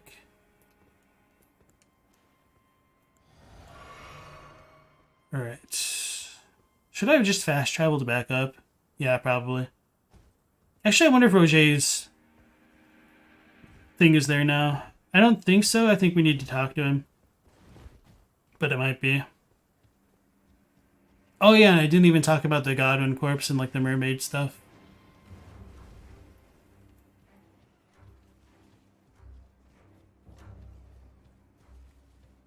So as I had mentioned earlier, this is like built on a kind of catacombs. We do have like the roots coming down. Those might not be Erd Tree roots or whatnot. But as we come down here, we've got like these little ships and like skeletons in them. So the land around here got shifted somehow, which would kind of also align with the one painting in this castle. Oh, there's a commenter here. Where, no, that's where the corpse, like the items were, because they don't have like a ton of variety in their corpses. The one painting which shows like no Erd Tree in the background, but still the Divine Tower. So the Divine Towers predate the Erd Tree, which is kind of crazy to me. But a decent amount of the cliffs of Stormveil were also missing, like as well as the castle. So there was a kind of upheaval in some direction. So this area is very strange to me because it just doesn't seem to make a ton of sense that if Stormveil and the catacombs were like made to honor like the Erd Tree or whatnot, that Stormveil would have been built on top of it. There is the possibility that Sarash and like the Beastmen could have been the original rulers over Stormveil, because there is like a little bit of a Sarash lion thing underneath the throne in Stormveil, and there's like things placed in front of other stuff which could suggest that. But as always, nothing's ever really concrete in these games. Alright. So as we come over here, we do see the visage of Godwin, like his little like death root tendrils coming out. There are no those who live in death in this area, which is kind of interesting. And this Godwin also doesn't have eyes, which is kind of weird. I don't really know why. I've also been curious about this thing. But the other interesting thing about him is like you can kind of see like something that sort of resembles the scar like in the story trailer, but it doesn't really look like the half wheel of the centipede.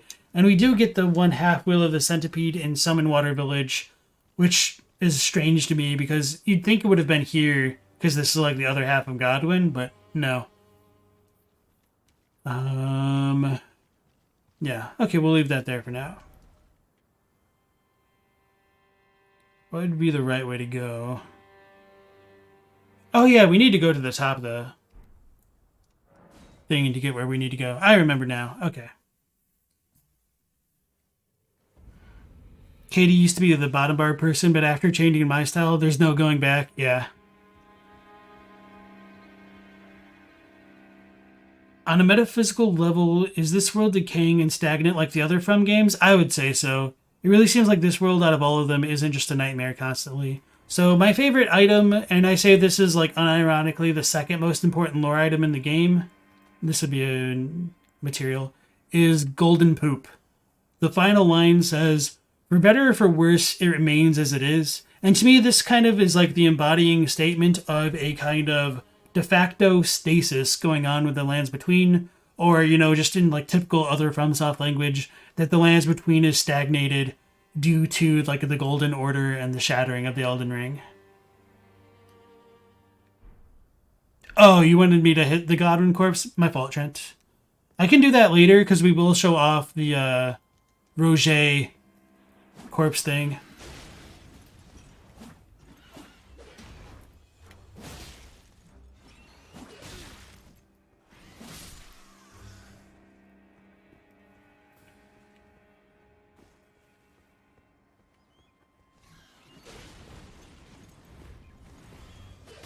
I was looking at the one on the left, and I still got hit by it.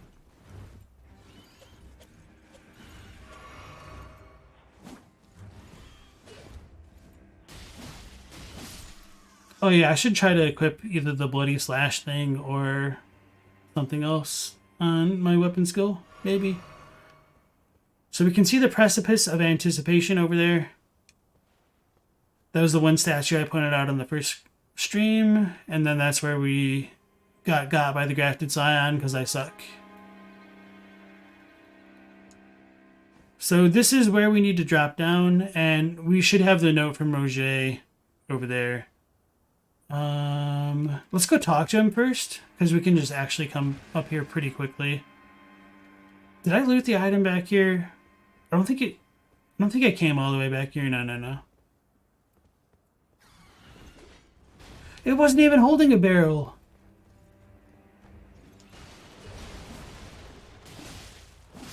Okay. Large smithing stone shard. What's the first most important item? Soap. For two reasons. Gamers need to use it, and it also just like confirms pretty much everything we've ever talked about in the lore of the other FromSoft games.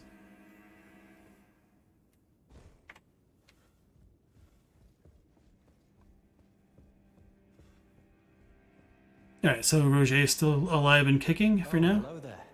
Good to see you safe. Stopping by to learn a battle art or two.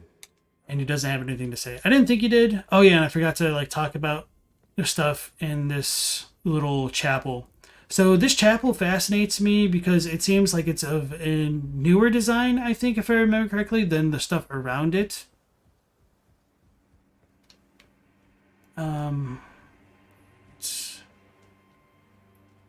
Yeah, I guess I can climb it. And I can still show it off. So this one doesn't seem as weathered or like have as many grooves as like the walls over there, the ramparts.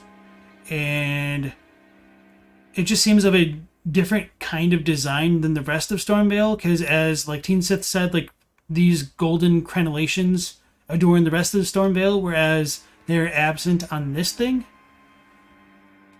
This kind of design appears in a couple other places, like the Precipice of Anticipation. There's also a chapel in Redmane Castle, and this is also the same kind of chapel that appears in the midst of Castle Soul, and that one also stands out like a sore thumb in terms of like architectural design being different. So that's pretty much what I'm going to say about the outside for this. But as we go inside, we also get this fascinating statue flanked by two other ones, where I think it kind of shows a progression in like the character of this. So if we look at this thing up closely, it looks like it's holding a stem of a plant. It could be meant to represent the Erd Tree, and this person is burned. So this could be a Kindling Maiden. It could be potentially Melina or Marika if it's supposed to be related to the Erd Tree. And if we look at this one closely, I do think this thing around it kind of resembles the Briars of Sin a little bit, or like the way that the Staff of the Guilty has like the little sacrifices embedded into the top with their blood. I don't actually think that's what this represents, but I'm just saying like there's kind of some visual similarities. So take that with a big old grain of salt, as I say quite often about pretty much any lore theory I talk about.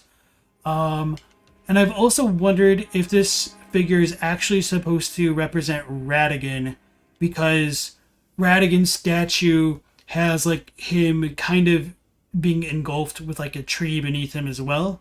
So there's a lot of possible interpretations for this statue. It's also possible that it predates the religion of the Erd Tree and definitely of the Golden Order, because this also can be found throughout the highway between Leyndell to Raya Lucaria and to Castlemorn. But we will point this out more as we go through, because there's more variations of this figure, and this thing is also found all throughout the Round Table Hold. So, right, enough rambling for me.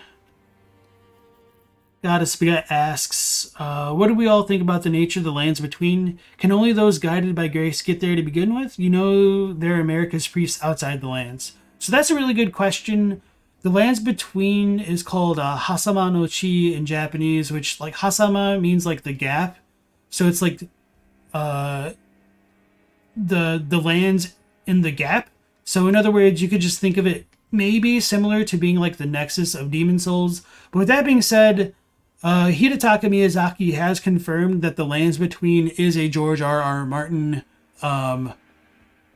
creation, and at least in terms of the naming. So I think the lands between is just kind of similar to the nexus of demon souls, but I don't really know if people can get to it. I think it might be akin to a kind of limbo or afterlife for people to kind of reach, and it might be somewhat similar to the nightmares in Bloodborne, but I don't really know, to be honest.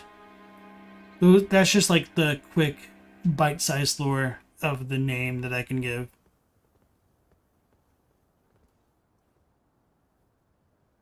Teensis says I'm making her sound downright ice cold with where you're going with the Shield of the Guilty. Yeah, and I've looked into the Shield of the Guilty quite a lot. And part of the reason why like I haven't made a video on it yet is because like as you well know, it just there's a lot of context that goes into it, and it just kind of feels like a house of cards where you have one card built like leaning next to another one, and like anything can knock it over. It's just not very structurally sound, but it's also compelling in a lot of ways. So, hooray! I don't know. Hopefully you make some good progress on your the content you're trying to produce. Oops. Yeah, and Vacuous says the Erdtree looks like it's in an autumn stage and dying. So I think that was kind of where like Godfrey's age was heading, and Marika's like, oh hell no. And so like she and Radigan like started sweating buckets, and they conceived of a plan to try to prolong that age of plenty, but it didn't quite work out the way they may have envisioned for multiple reasons.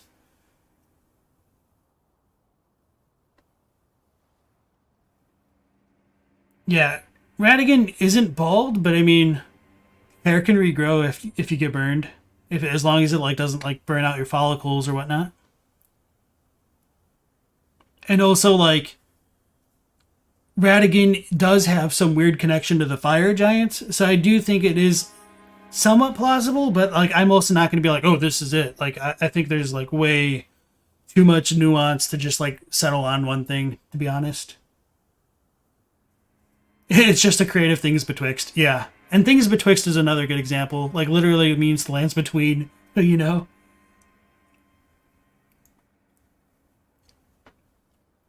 Katie says the statues seem much younger than the road. I think that's a fair statement, but in Leyndell, there is going to be a couple of things that do make it seem like they are older as well. Partially because they're also found in like the Round Table Hold.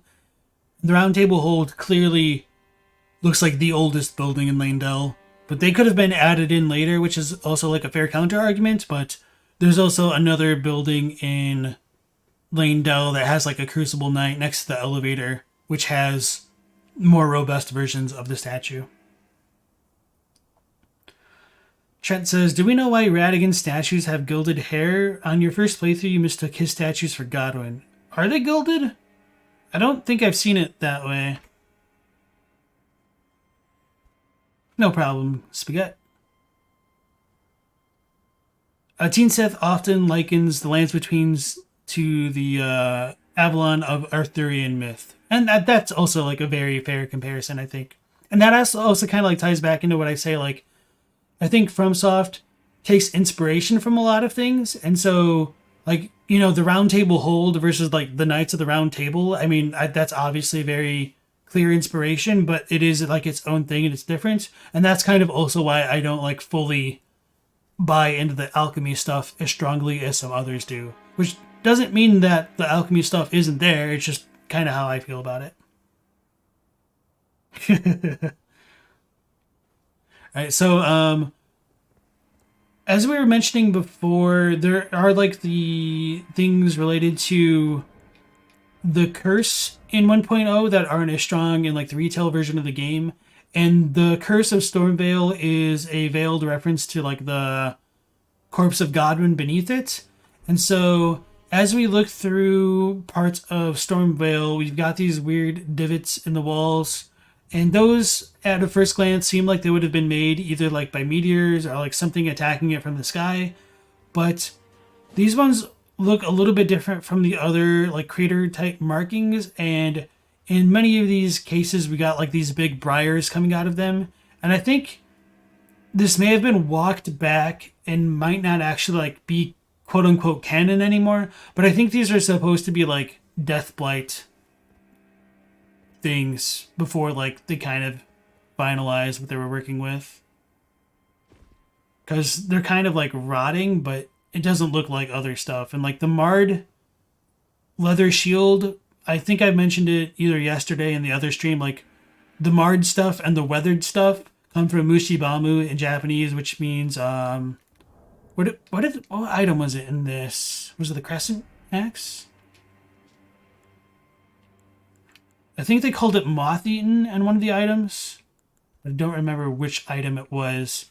But anyway, Mushibamu means like worm-eaten or like an insect chewing through something. And that's used in reference to Godwin stuff quite a bit. Mushibamu, the Chinese reading of it is Shoku. So that's also the same reading for the eclipse. So Mushibamu and Shoku is like worm-eaten and also eclipsed. So there's a bit of a double entendre going with that, with Godwin chewing through things and the sun being chewed through via an eclipse. So I think that's kind of what they were originally going for with Stormveil, and they kind of walked it back. So the first time I played through Elden Ring, I like hopped down here and I was excited. Oh, we missed the Rogier note. I don't think there's anything up there. He likes like, oh, you need to go this way, and there's really nothing there. But the first time I played this, I like looked around and then I like dropped down here. This broke and I still died, and I was so upset. I think I like must have missed like the bushes there to like break my fall in terms of like how the game works. So I was so annoyed because I was able to see like down the elevator and I had no idea how to get there. So it took me like 3 hours to figure it out. It was so annoying. Right, so we got that Ash of War. It shouldn't really say anything though. But it's one of the Stormveil ones. Yep. Okay. And that's like a Banished Knight halberd in the picture.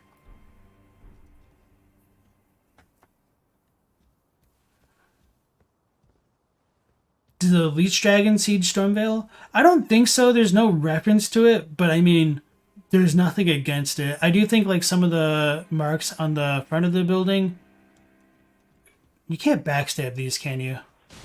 No. I should have finished what I was saying before trying to enter combat with the damn Crucible Knight. Well, the good news is these things can't bleed anyway, so I need to actually remember my own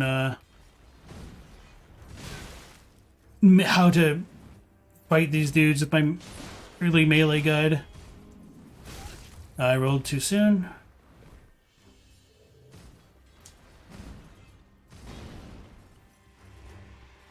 I should have known him better than to try that. Uh-oh. Okay, stuck on the tree.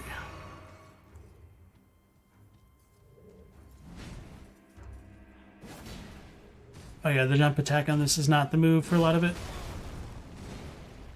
So when he two hands, he does it like full combo. Can I bait him?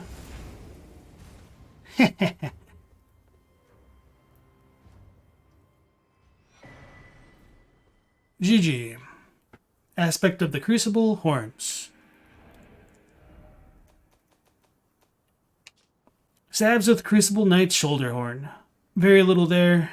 Behind the little picture is a picture of the Erd tree, which leads into my belief of the Crucible being the Erd tree, rather than something actually predating it.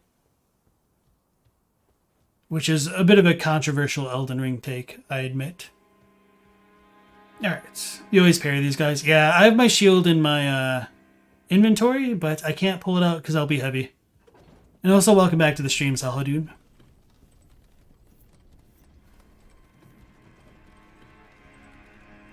That's one way to do it.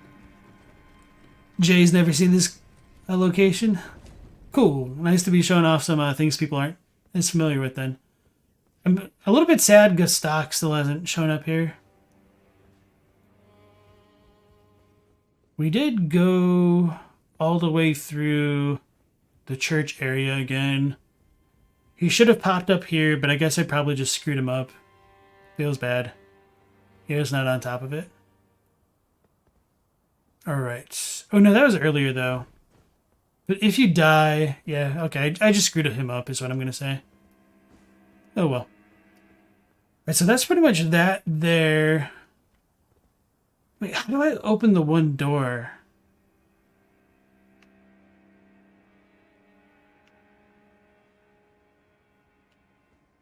I do think I need to go back down there.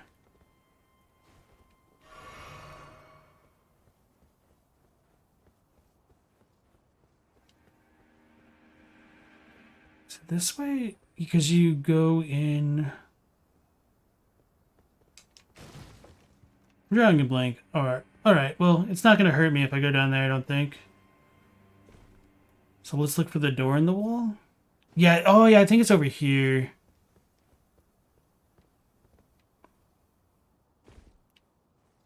So this is where Rogier's note should be. Did I really...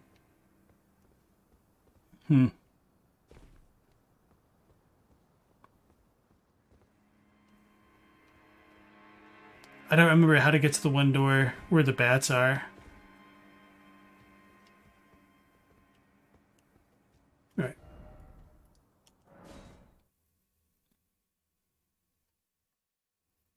Salhadoon is an Old English name, so you don't really know how it's pronounced? Okay. I've been saying it like it's more like Arabic, I guess. Or like you're a hive from Destiny. Morta says, the Crucible being a form of the Erd tree always made sense to you.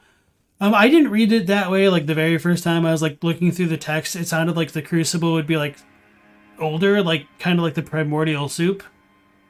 But I don't think it's actually supposed to be read that way. Oh yeah, the area above the big angry jars. Maybe that connects to it. It's been a long... Yeah, because I think you need to jump up there and around...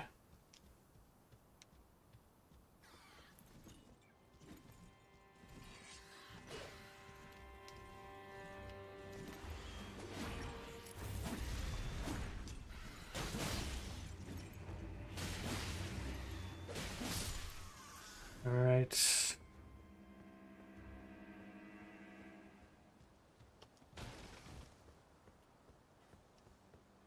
You thought I was explicit in the text that the Crucible was the young Erd tree? No, a lot of people really read it as like the primordial soup. I mean, I don't really blame them. Because it's a little bit counterintuitive to read it the other way.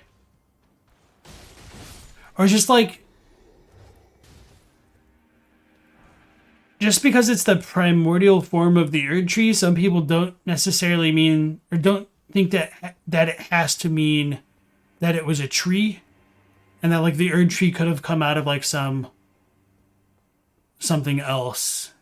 Is how I think they read it. I think we need to go to the jar dudes, and then we drop back down that way. So we could go see Nefeli, but let's go up the thing. Oh yeah, that's Rogier's church. Okay. Let me go up here.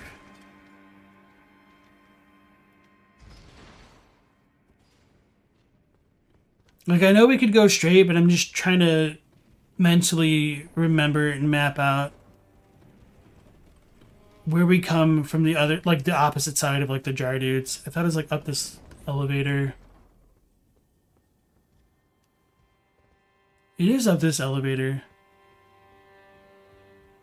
Why was I thinking of this connected to the Rampart Tower? I think that's just, yeah, I don't know why I thought that. Okay, good enough for me. Oh, thanks, Ludi. Okay. You had no clue Rogier left a note over there? Yeah, you do that, and maybe it has to happen after you find Godrick, and if you get killed by him? No, because I one-shot him in my first playthrough. So they might have patched it in later. When you first played the cyborg birds were not expected.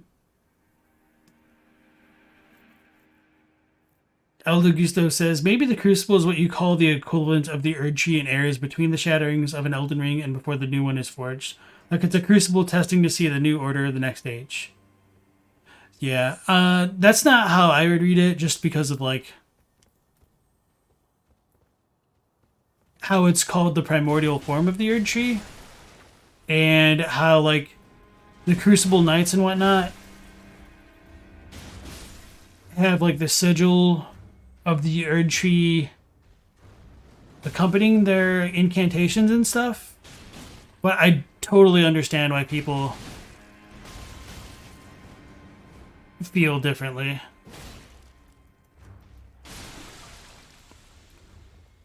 I thought he dropped a jar shard. Or did I just need to pick it up? Normally I don't really kill these dudes. Oh, it's just back here.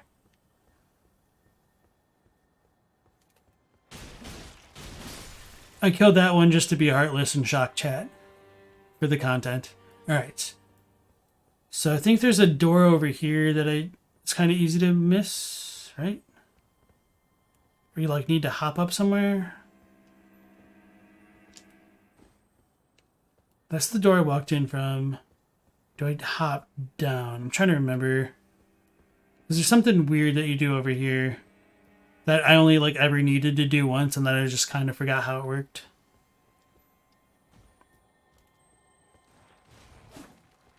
How did I miss all that?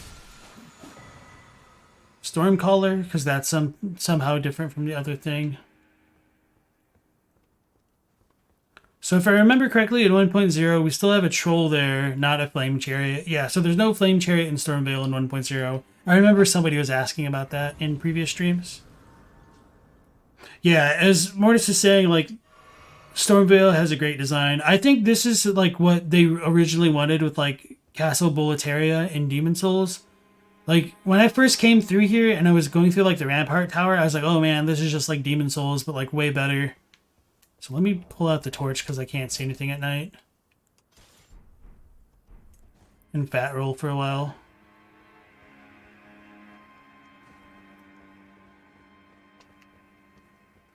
So you definitely go up there somehow.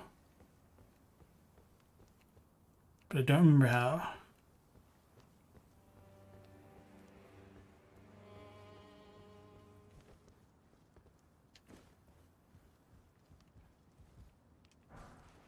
Kukri? Is this it? Okay, this might have been what I was thinking. Okay, yep, definitely.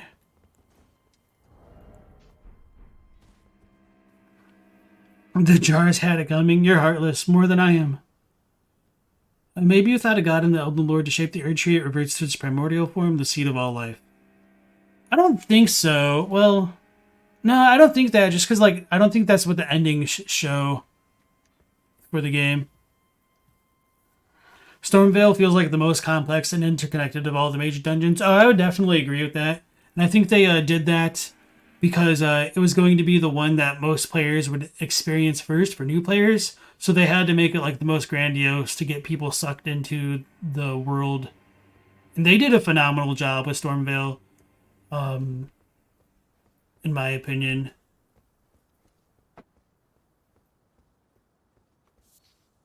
Trina's Lily. All right, thank you, corporate. I feel bad because I'm like, oh, I don't remember how to do this, and then I figure it out, and then I like look at chat when you guys like said it like probably minutes before I did what I needed to. Twin Blade was also your 1.0 build. Okay. Yeah, I'm not used to them. They're like a little bit slower than I'm accustomed to. They're not bad. I just not used to them yet. Very Demon Souls.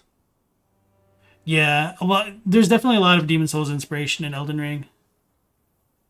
Am I going to go through the whole game on a Twin Blade? Probably, just because I haven't really used it yet. I might end up just like cheesing with the Hoarfrost Stomp just to like show how ridiculously broken it is, but it's kind of the intent so far. Just use the Twin Blade. I might switch it up here and there later, though.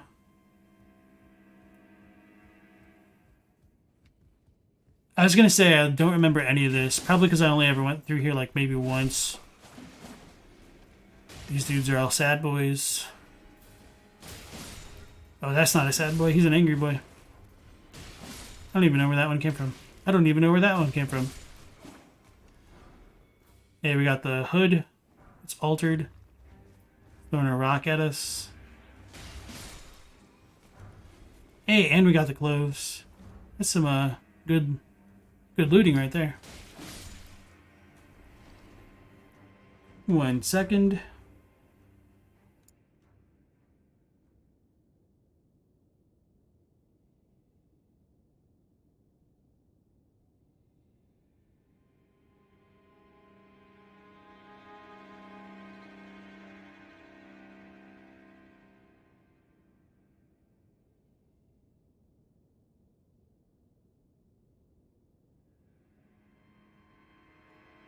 Sorry about that. Dealing with the doggy.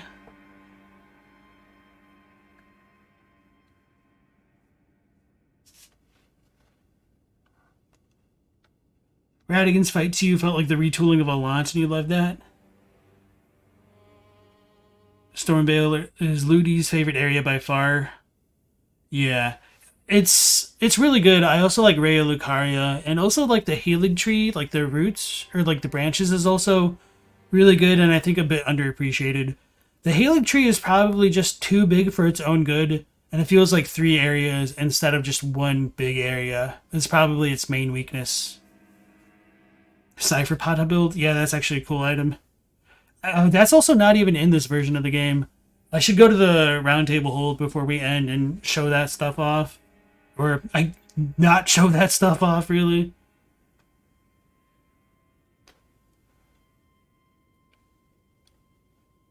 Eleonora's Twin Blade is also really good. Yeah, we might pick that one up.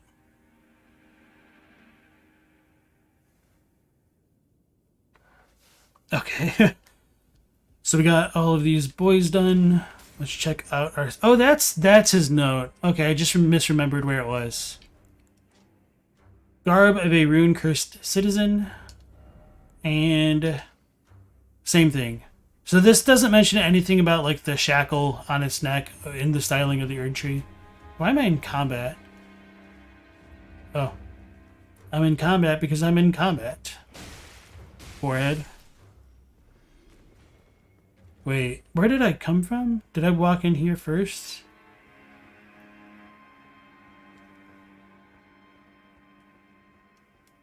Oh, I just missed that item over there.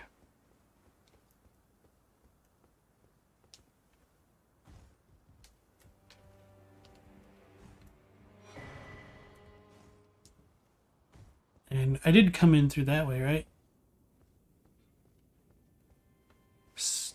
Yeah, I did drop in through there. There's nothing else over there. Not worth dropping down here if I remember correctly. Wait, I don't remember correctly. So we've got a Banished Knight over there and some Hawks.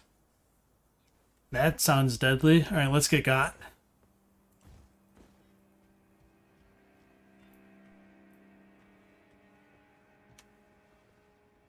Let's use the kukri we picked up. A small saber used for throwing. Throw at an enemy to deal physical damage and inflict hemorrhaging. I didn't even realize it would inflict bleed.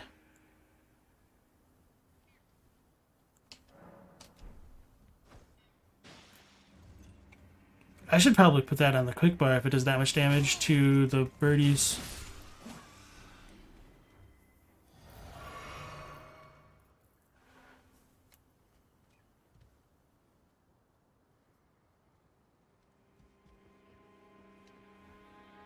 The last area outside of the Haley Tree before Millennia is so redundant once you first get whatever unique items are there. Yeah.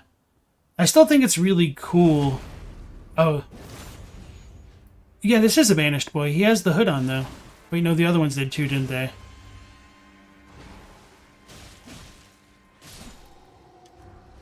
Hey, the Greatsword. Sweet. Greatsword with a resilient, fullered blade. Given to knights who, whether by misfortune or misdeed, were forced to abandon their homes. Most of these knights were sent to the fringes, where they were forced to start anew with only despair for company. So that's pretty much similar to the armor set in retail.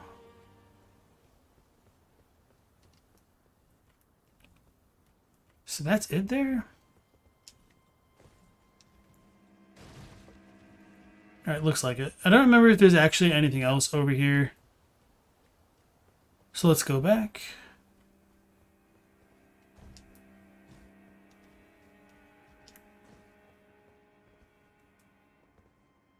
Wait. We go in that way. That's what we do.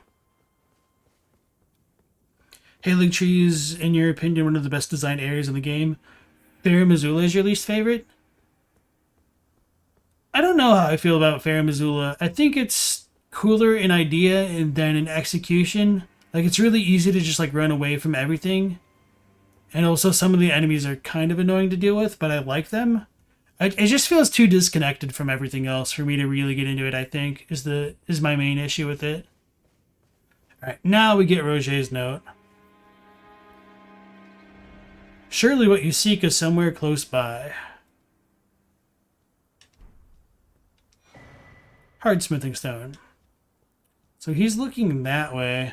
So I think we drop down this way? Nope, he's trying to kill us, isn't he?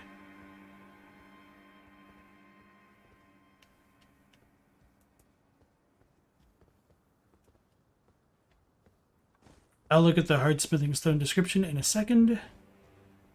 So in retail, he does have like a pointing gesture, and he does like point more correctly towards this direction. Fringe Folk Ruin 4.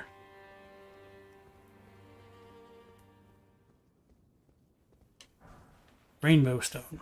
Alright, now this is the shortcut door. That's not really a shortcut to anything, really, that I was looking for. Brilliance.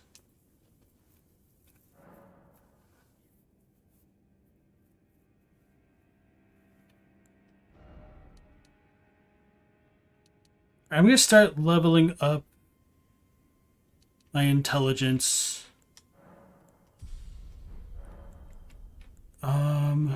Can I not eat?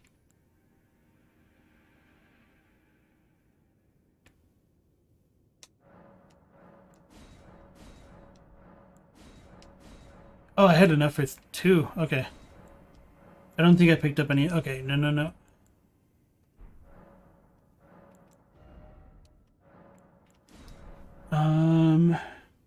I guess I can't alter my weapons despite picking up the wet blade, and I forgot to look at that description, so...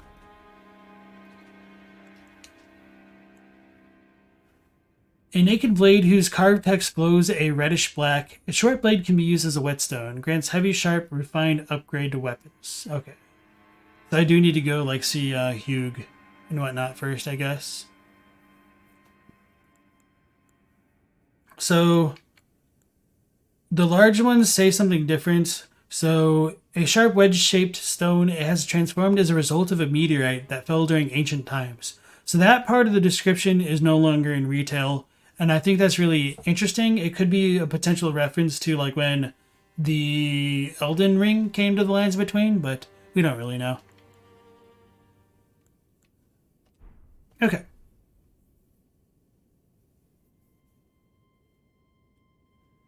Yeah, the Seafret elevator is very impressionable. If Air Missoula wasn't just plastered with grey, you'd like it more. That's fair. Stormveil is by far your favorite part of the game. Next would have to be Leyndell. I just wanted Leyndell to be bigger and to rival Anor Londo a bit more than it actually does.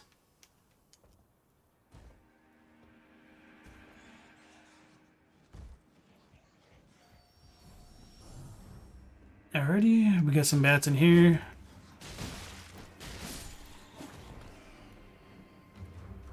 All that work for another Arteria leaf, and I didn't even read the first one we got. Which actually reminds me to go talk to Yura and do the heal thing at some point. Maybe if I could even like hit the enemies, holy crap. So we've pretty much explored all of Stormveil, minus the area where the bell-bearing hunter is. So maybe we should give that a visit again. And I think there is some treasure up on the top where like the catapult guys are. So I might get wrecked, but it'll be fine. Trent says the stewards gave them PTSD. You were stuck in there for days until you realized you could hop the dragon wing. The dragon wing in the sewers? I ended up using the rainbow stones and stuff, which is really rare for me to have to do. Like, I have a really good sense of direction, and the sewers had me struggling a little bit. So I used my breadcrumbs to figure out where I was and where I needed to go.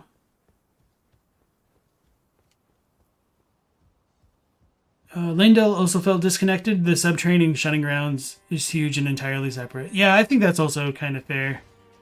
Because I don't even really consider it Leyndell, despite like being in Leyndell.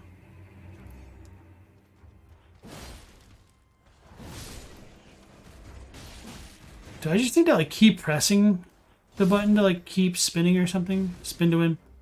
I don't know. That followed me? Alright, so for anybody else who may have missed it, let me do some recon before I talk about it. I think, yeah, okay, I can drop down there. And that's where I wanted to head to. Okay.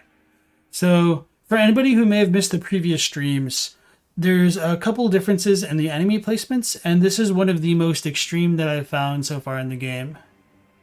So we got a bunch of exiled knights that are dead. There's no sets of the 2 banished knights that are in retail. Instead, we got an Angie boy coming to get us. I did try to dodge, just for the record. Let's pick up this item. Festering Bloody Finger. I don't think he like drops down. I think he actually like despawns after a while, and I don't remember if he comes back.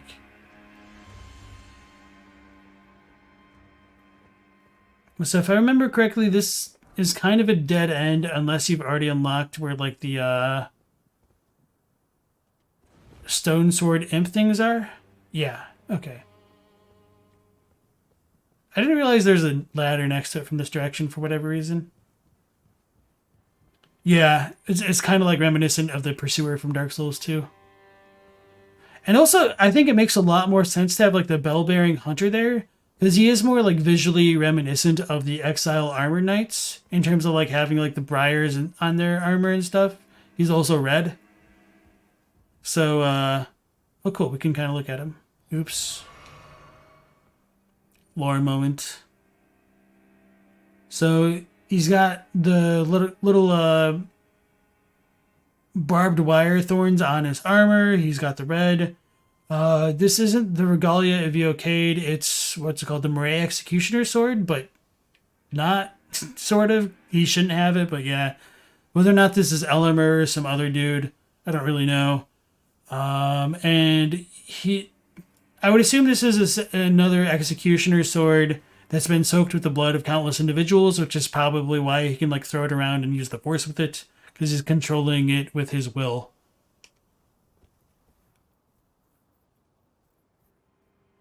Yeah, the Nate Landell teleporter chestnut, you don't feel like you're supposed to be here? Yeah, I like started freaking out. I was like, no, I don't want to go to the final area of the game yet. You know, the final area. So I like noped out of there as soon as that happened. Run away! I do think it's unfortunate that you can't like backstab those dudes.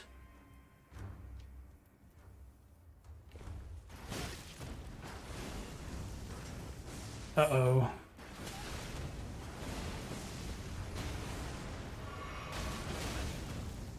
Oh lord, they coming. I'm gonna get got, man. Alright, I done goofed it. So I think I just need to like run straight rather than what I did. Okay. I never picked that up. Or this one.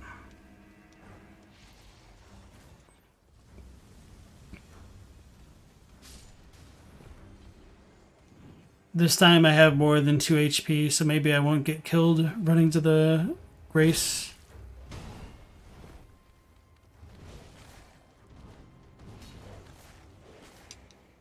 Okay. That chest offered an item in the network test, which you got lucky and played, so you knew where it was and was pretty shocked by Kaled. Oh. No. The Landell chest is in the Weeping Peninsula. Down by the lookout tower over on like the end right here. So maybe, I don't know how, like where the network test differed or like where all you could go. You think they melt down bell bearings to make that telekinetic metal? That'd be pretty metal. No pun intended. What really feels disconnected is the Landell capital of Ash. It feels like no one except people there acknowledge that the Erdtree is burning. Yeah. The Hunter is a menace. Where was I going? Oh yeah. I was gonna go see that area again. This is your favorite, then Bloodborne and DS3. So yeah, I think Bloodborne's still my favorite. I think Elden Ring is kind of a better game in terms of like its system and stuff, but it's also worse in other ways. Like I feel like Elden Ring definitely has like a much better new player experience than Bloodborne, but I think Bloodborne holds up better on repeated plays, if that makes sense. And it also does feel a little bit more dated now, so it's a little bit easier to take off those rose tinted glasses.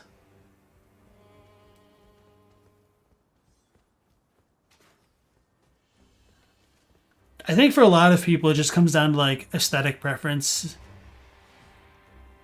And I think they just absolutely nailed it with everything that they did in Bloodborne. So I want to jump down that way, don't I?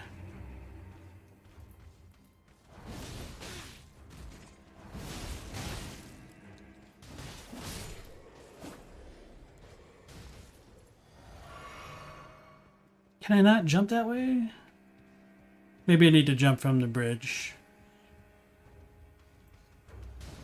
Why did I forget that that dude would follow me again?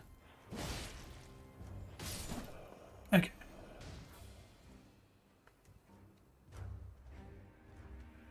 Because I know I've gone down there before, because there is, or at least was, an item way over Mjall. But yeah, we'll see.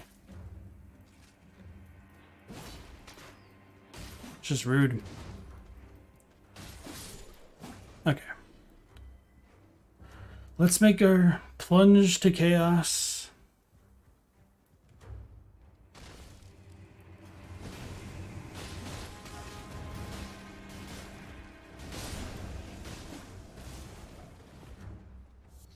Trina's Lily. Hey, Herba.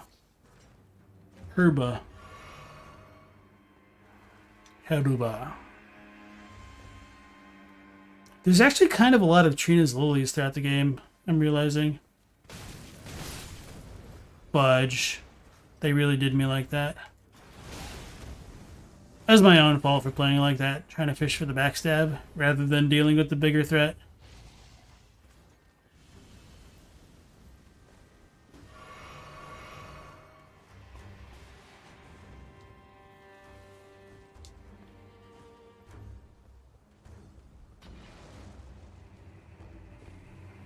The walk of shame, man.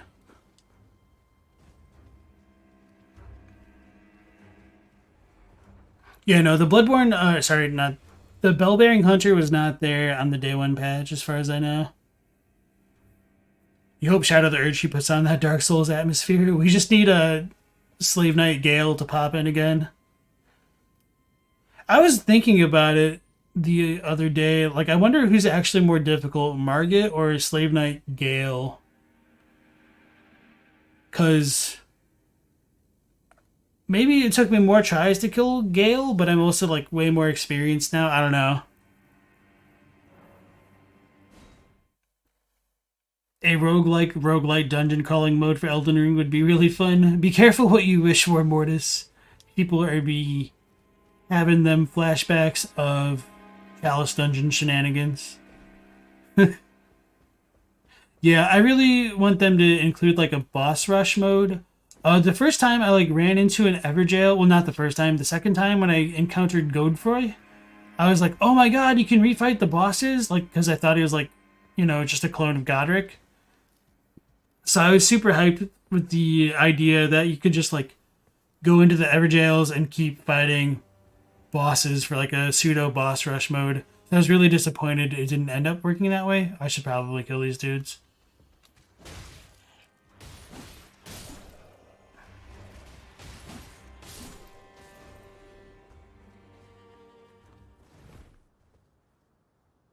Why is Jaren Gale? Yeah, good question.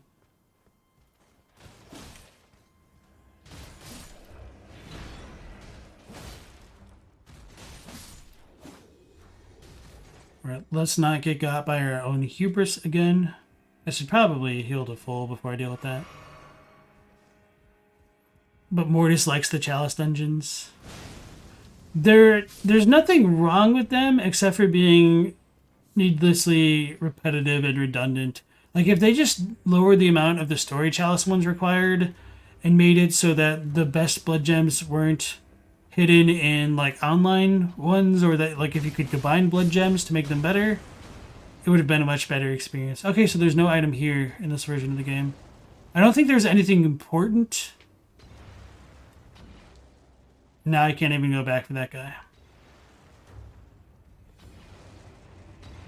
Alright.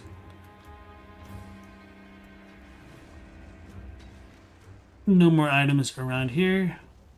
So that's pretty much it for Stormveil. I think that's literally everything that you can do here at this point, minus the Rogier thing. So I guess we go back to Godwin's corpse. Pseudo-corpse. See if Rogier's blood splatter is there. I think it should be there now that we've seen his note. And then, oh, I guess we still have like Nepheli and the troll. I like how that summoning pool thing just popped in out of nowhere. Yeah, boss rush mode would be so good when it gets added to the game in 2024.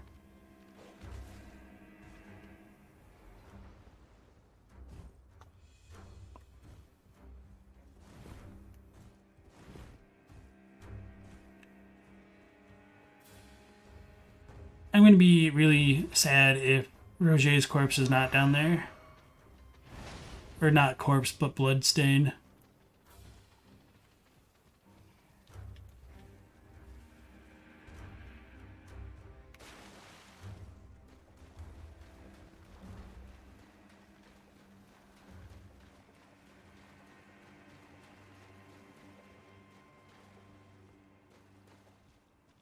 I am sad. Let's talk to him, and then we'll talk to, like, Nepheli, I guess.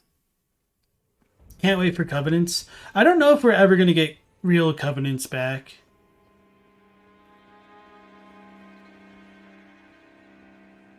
I forgot what I was doing for a second. Which I have mixed feelings about. Like, I did like Covenants, but they were also kind of bloated. I do think they got a lot of them right by the time of Dark Souls 3, though.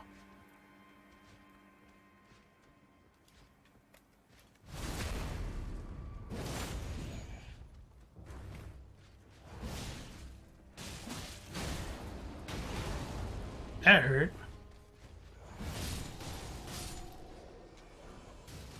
Another greatsword. Okay.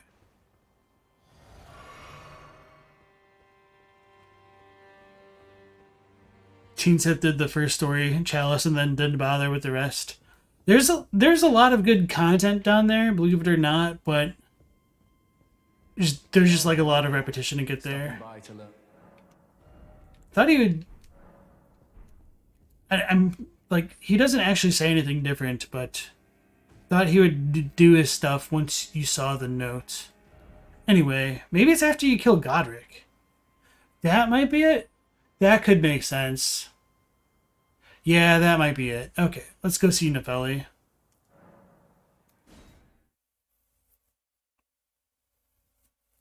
Your favorite bit of cut content is the dream beer. Alright, let's leave the troll alive to get our special little item.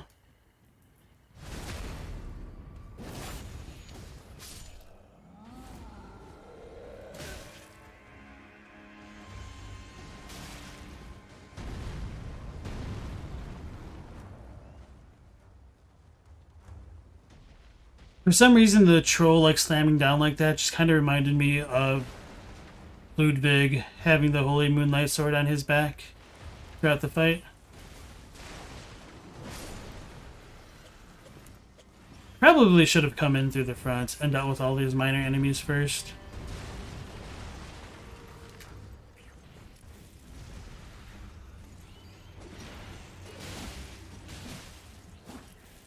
Save me, troll! Oh god, oh god, oh god. Troll, no.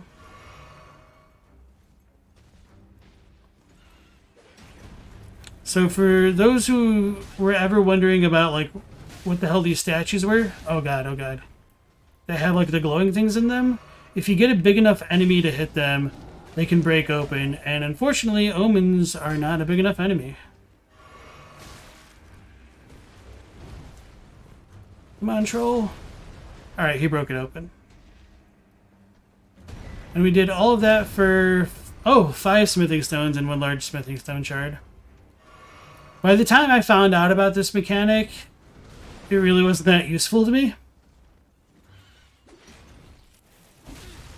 So I was really disappointed by like what was in the statues. It's all good. I'll just fast travel to that race and then pick that stuff up. Bird with knife feet bottom text.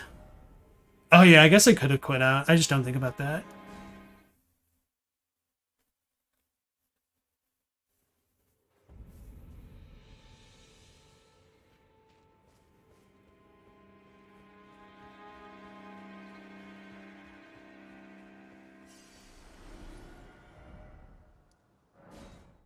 I hate dealing with the birds. I'd much rather just deal with the troll and the 2 little dudes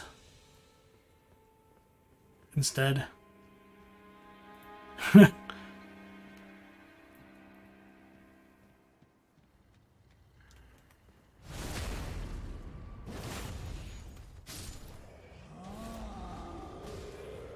The funny thing is, Mortis is like, don't connect Bloodborne to Elden Ring.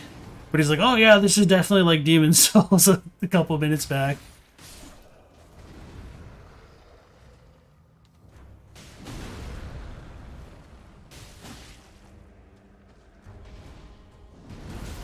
Oh, I wasn't expecting that big of a blast.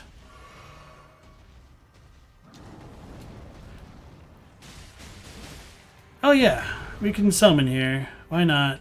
I don't summon enough. Don't really need it, but I can.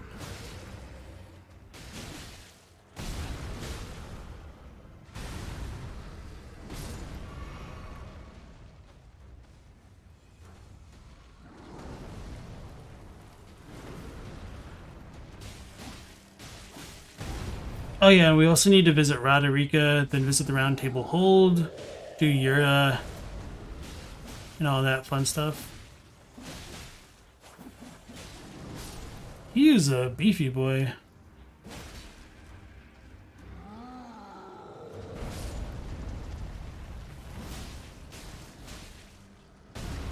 I couldn't roll? Okay, that's cool.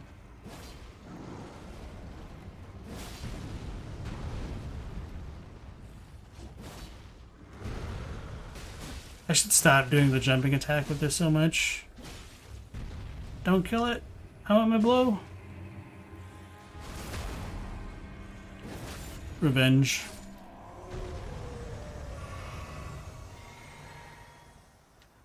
Oh yeah, and there's a little tree down here I forgot about.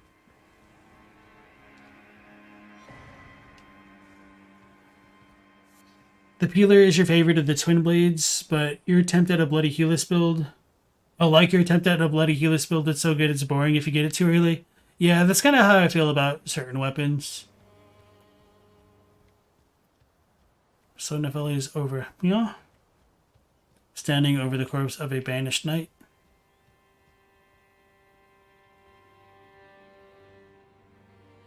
Be proud. You were a fine warrior. Your only mistake was your choice of master. Let the winds lift you to a higher place. So our boy is still twitching. Yeah. So she kills a banished knight. She has like the what axe is that called? Highwind axe? Why am I like blanking? Highland axe? Something like that. Well, who do we have here? Tarnished, are you? Clearly not one of Godrick's lot. I am Nefeli Lu. Tarnished and warrior, like you. I'm here by decree of my father. How utterly repellent this is. This grafting of Godrick's ill befits a lord. He's tainted the very winds. Yeah, you guys are right. She has the Stormhawk axe. The Highland axe used to be, well, is now in front of the Godfrey painting by the Grafted Scion. Thank you. If you intend to challenge Godrick, I ask you call upon me. The winds run foul with his deeds. I'm certain father would permit me aid the fight. So her father is a reference to Godywn. Apologies, but I've idled long enough. As fellow Tarnished, we must each follow our own guidance, down whatever road takes us to the throne of Elden Lord. Alright, so that's it for Nefeli for now. Smithing Stone Shard. One of the things about Elden Ring, which I do kind of appreciate, is that there's actually like food throughout the lands between. As opposed to just like butchers cannibalizing people, I guess.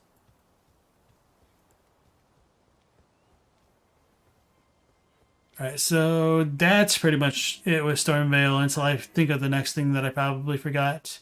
So we'll fight Godrick a few times. If I don't kill him in like the first 3 times, I'll just summon the Skelebros and or maybe Nefeli, because I've beaten every boss mano a mano before. So we can summon her now.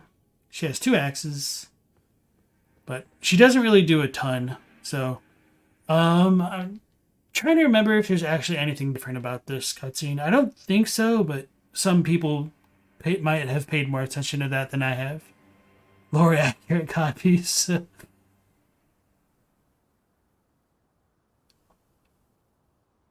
Kills one banished knight and stops to give him last rites. Like, imagine the amount of time he'd have to spend.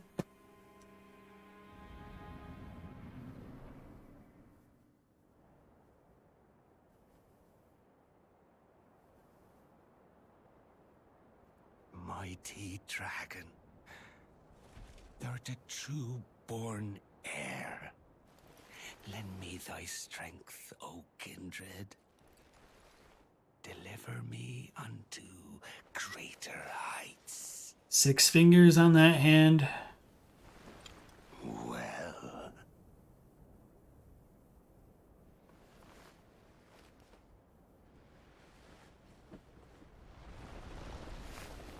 Oh, for John Bailey. Oh, sorry, hold on. playing as a lord,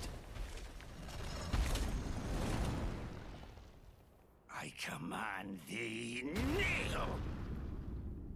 I am the lord of all that is golden.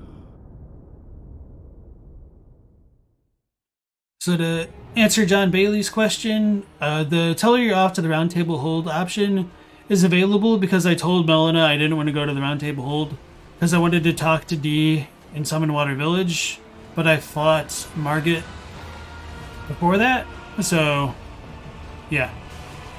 I should actually pay attention to the boss. I really do like the Godrick fight. I'm about to talk trash and probably regret it, but like, I didn't think he was that bad when I first fought him because I like one-shot him because I'd like done so many other side stuff before coming here. But then when I did fight Godfroy, I actually had difficulty against him, which was really cool and why I really liked the Everjail system when at least what I thought it would be. These delayed attacks be getting me. I'm not used to this. So he has more storm-like attacks, which are kind of reminiscent of like the Banished Knights. I didn't expect that tracking. May as well heal to full. Getting my ass kicked. Oh, I should jump on that. What am I doing?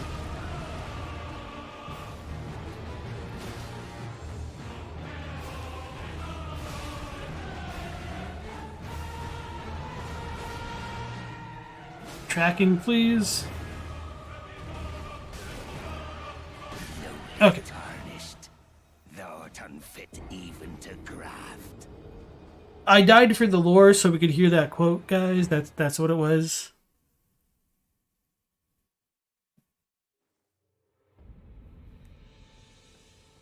Weird, probably meaningless connection, but Godrick's Great Rune has the same effect as if you were wearing both Marika and Radagon's Sword Seal. No, I like that. That's pretty interesting.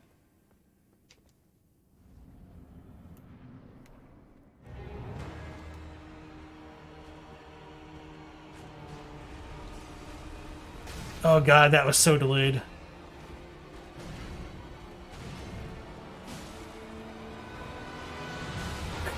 Jesus.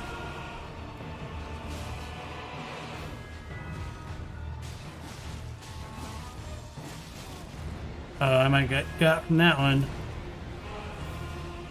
Lowly tarnished, thou art unfit even to graft.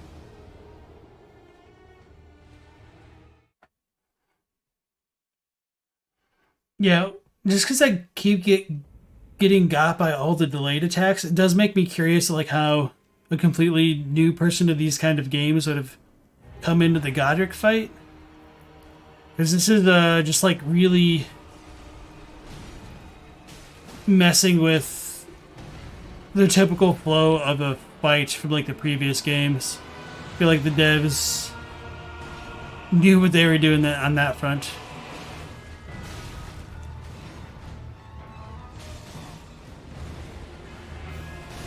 I rolled.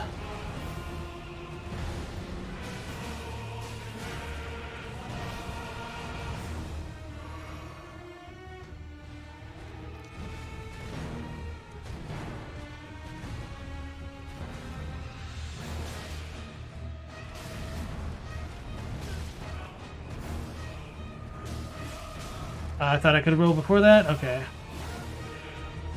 I jumped. Okay. There are 2 of them. Should heal before he does the things. Rolled too soon.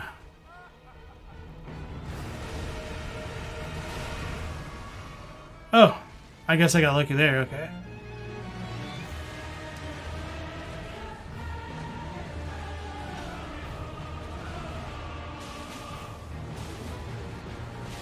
Damn.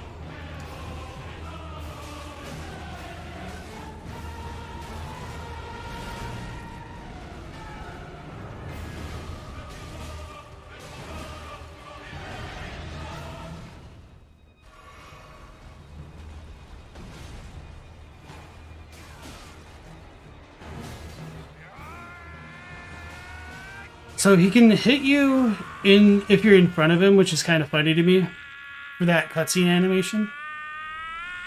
Alright, Teen Sits, thank you for sticking around, and take care.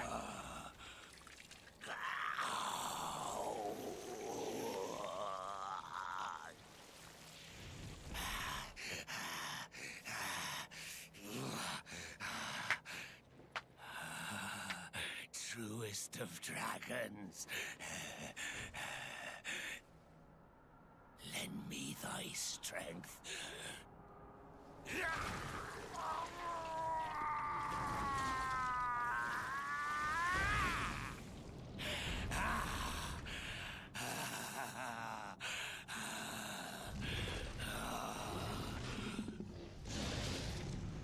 Forefathers, one and all!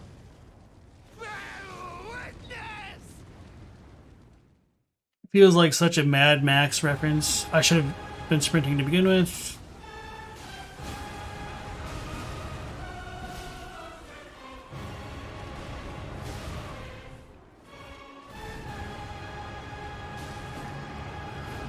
Oh, he grabbed me still. I thought I rolled through it. I'm probably dead. I know if you mash, it might help. Okay, that might have actually saved me. But I'm probably going to get got because I can't roll away. Okay, there we go.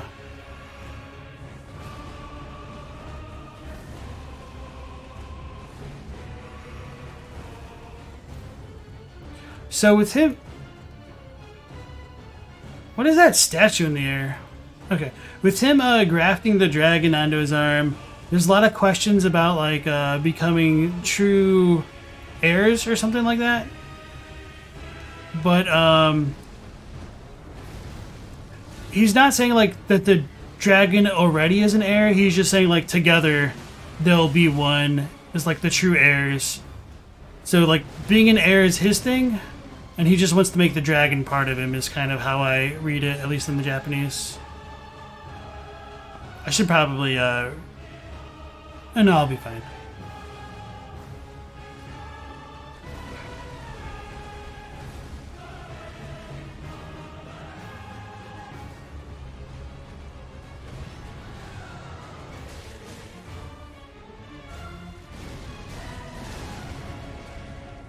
I'm in front of him. I should be behind him for that.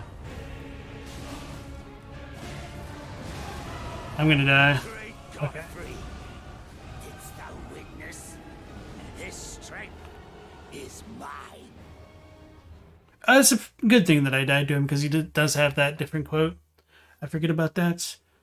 Phase 2 stuff. Alright, so this time I'll summon the skeleton to just kind of like show how much easier it is to deal with bosses when they have like other things to aggro.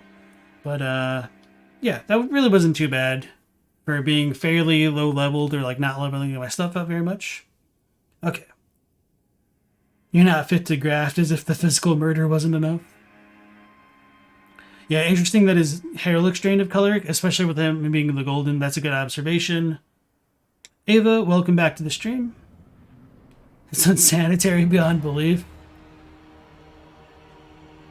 The only germs he's probably worried about are scarlet rot germs.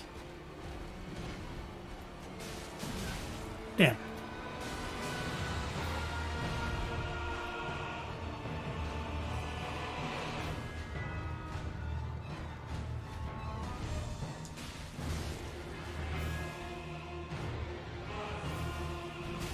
Damn. Okay. That was just totally me being unused to his attacks and his range.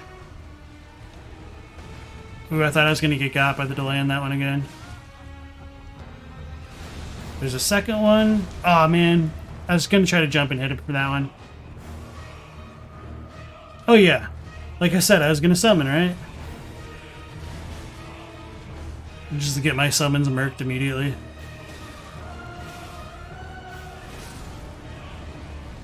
So I tried to stay melee on that, and I kind of messed that up, I guess. Get him away from our boys. I rolled way too soon.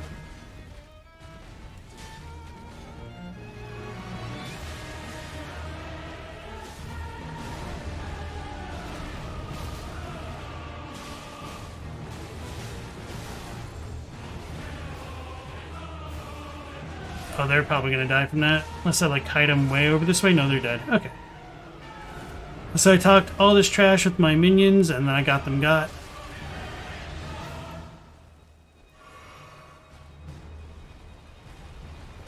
Damn it, I should probably just roll to the right.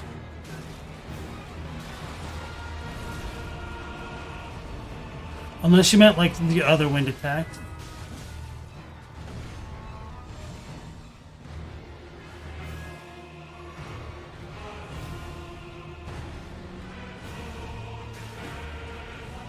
Oh, you could like knock him out of that? Oh no, he's just going into his animation.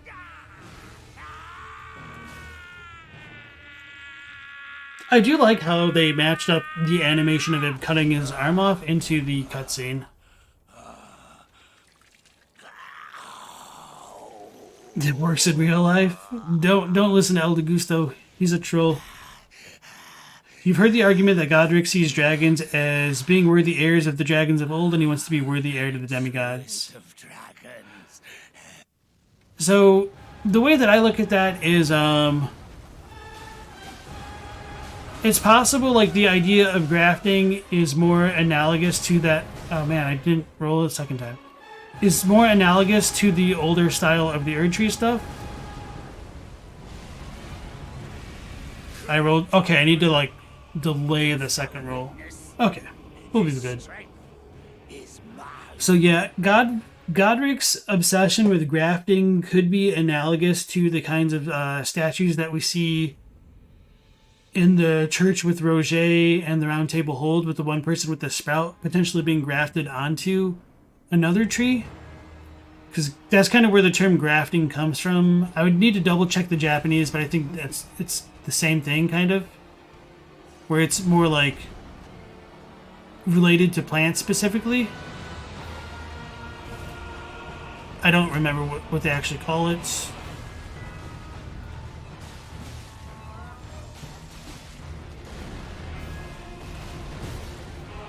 I'm out of stamina. Okay.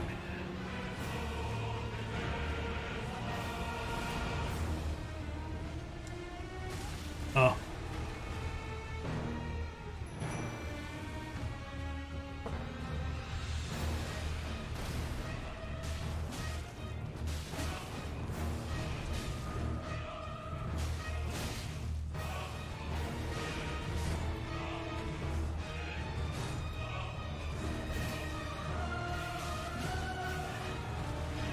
What is going on? Okay.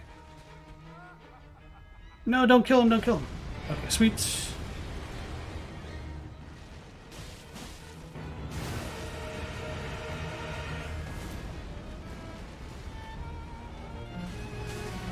I should have rolled inward. Okay.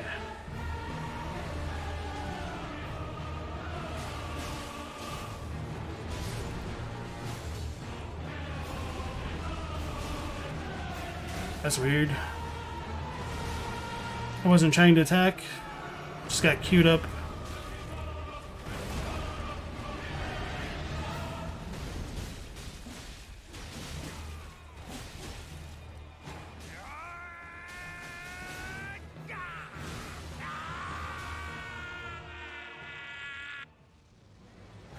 Sprint.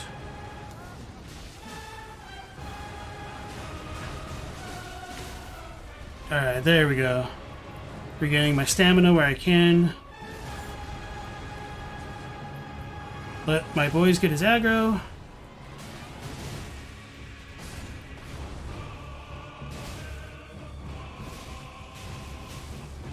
Roll away. I don't have stamina. Oh, stay in, stay in, stay in.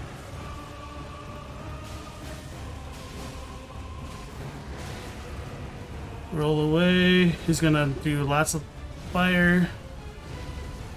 And I staggered my rolls. Okay, we're learning, guys. That's annoying.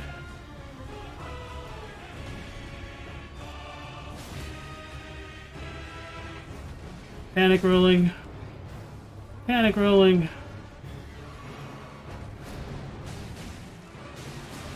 We're gonna YOLO it. Why didn't I attack? Why didn't I attack? I am the Lord of all that is golden. And one day, we'll return together to our home, bathed in rays of gold.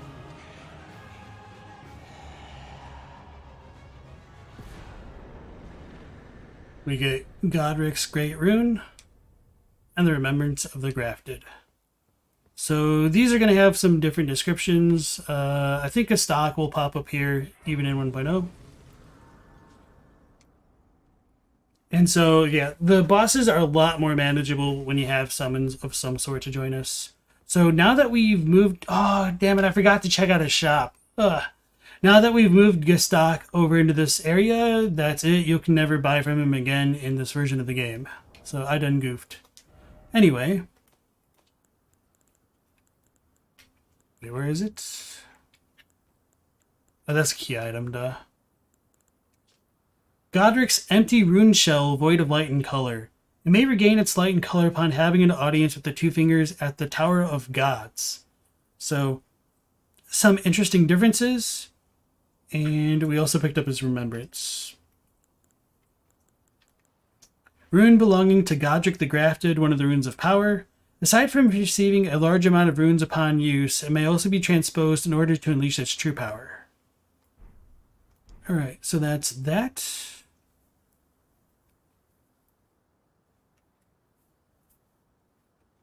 Going back up to the chat. With how soap appears to be a foreign concept to the lands between, you shouldn't be surprised if the plague was a daily cause of death before America sealed away destined death. Well, there is soap in the game. It's, I think, the first FromSoft game that actually has soap, at least in like the modern games. White gray hair may be another mark of the golden lineage, since Godfrey has gray/white hair, and Hora in the Horaloo most likely is supposed to be Hora, i.e. gray. So the Horaloo thing makes sense if that was always supposed to be his name, but there is also the content that says that Horaloo was Gold Mask, which is a trip and a half to think about.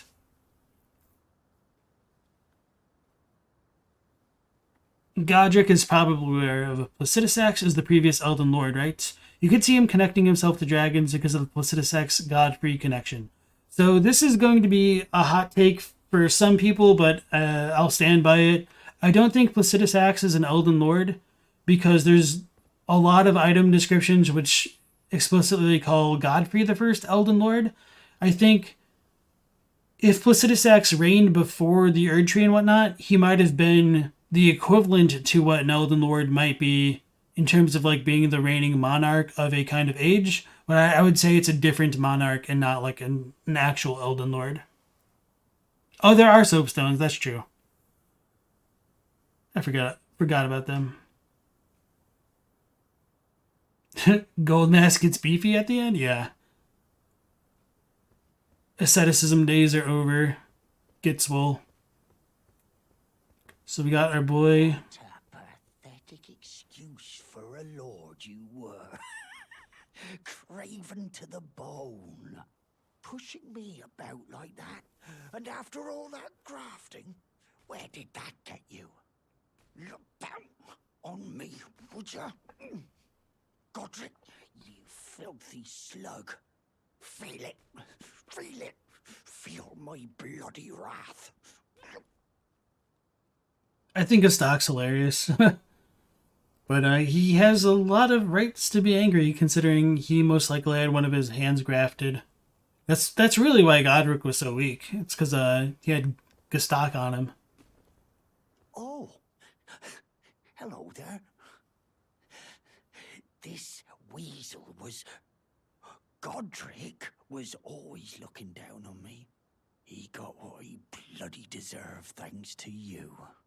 I tell you though, what goes around comes around. He had an ugly heart, an uglier countenance, and met the ugliest of ends, eh?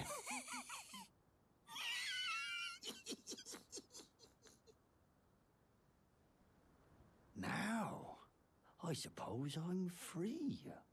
I can do whatever takes my fancy. Can I, mate? So that's pretty much the end of his quest in this version of the game. As we come up to like the next area, I've wondered if this is supposed to be like reminiscent of the Manor Tower shield at one point, but I mean obviously it's more of a thing to like the Round Table hold, but there's another shield that kind of looked like this. But the design of this tower is quite different from the other ones throughout Stormveil. Although they do kind of look similar. Like those have the crenellations on the top of it. These have like the one tree symbol that we've like mentioned earlier near like the Marika Mischief / Mimic Veil room. And then we've got the weird grafting kind of statues flanking the door. I wouldn't worry too much about like the, what are they called? Trefoils on the windows and stuff, because those are just kind of like ripped from Gothic architecture designs. They appear in like Bloodborne in their previous games as well. So there's always kind of the risk of analyzing visual design a bit too strongly at times. So I tend to take a lot of that kind of stuff with a grain of salt. Oh yeah, one thing that I meant to mention during the fight was like I saw a rumor online a long time ago where like if you attack the dragon, Godrick will go into phase 2 earlier. I tried that a couple times. It did not seem to work whatsoever. So yeah, I guess I could have tried to show that off during this fight, but it's really not that big a deal. The weapons in the arena are pretty nondescript, similar like the weathered straight swords and all that stuff. I think there's a couple Banished Knight halberds, but I might be misremembering. We got the shields. Yeah, okay. So that's pretty much there. El Gusto always disagrees with me when I think Gehrman and Godfrey are like the first ever hunter in Elden Lord. You do think they're just the first in known history. I think that's, a fair thing to say, but the reason why I would have issues with that is just because it would disregard the item descriptions and their authority. And if you disregard the authority of the item descriptions, I think you just kind of end up shooting yourself in the foot trying to talk about other aspects of the lore. But I mean, if that's the only thing you really disagree with, I guess that's like really up to you. And it kind of makes sense, but it's just not how I operate. Good for him for stomping on this man who grafted people's limbs for years and never took a bath in his life. Alright, so this is something I was talking about before, about how there may be reason to believe that things in Stormveil were added after the fact. So, first things first, we do have like the statue of Godfrey with Sirach, but there might be reason to believe that they literally just put a statue of Godfrey in front of Sirach. I think you can make arguments either way, but we can leave that aside for now and still make the argument that they added things that were on top of things that were already pre-existing. So when we look at our grafted boy statues, or whatever we want to call this thing from now on, I don't know. I don't have a good name for it. Looks like it's a different kind of wooden design than the stuff behind it. So it seems like these were added in after the fact. This door pattern appears in like the Precipice of Anticipation and a couple other places. It doesn't seem to have like a lot of relevance, but we're just gonna kind of leave that there. But I think the most significant thing in Stormveil is the throne. When we examine it up close, we've got the Erdtree designs, and it's got the people coming out of the top of it, which might be like reason to assume that like the Erdtree literally gives birth to people. I don't really buy it, but I don't really think there's anything to fully discount it either. So what's really important about that, and this is pretty well hidden, and I kind of respect the audacity of FromSoft, is the sigil of a lion beneath this throne. And it's not like it's a perfect fit either. It seems like kind of recklessly covered up, which could indicate that the beasts and or Sarash may have originally controlled the territory of Stormveil, which would make a lot of sense if we consider how like crumbling Fair Missoula has ruins all over the place in Limgrave and the Weeping Peninsula.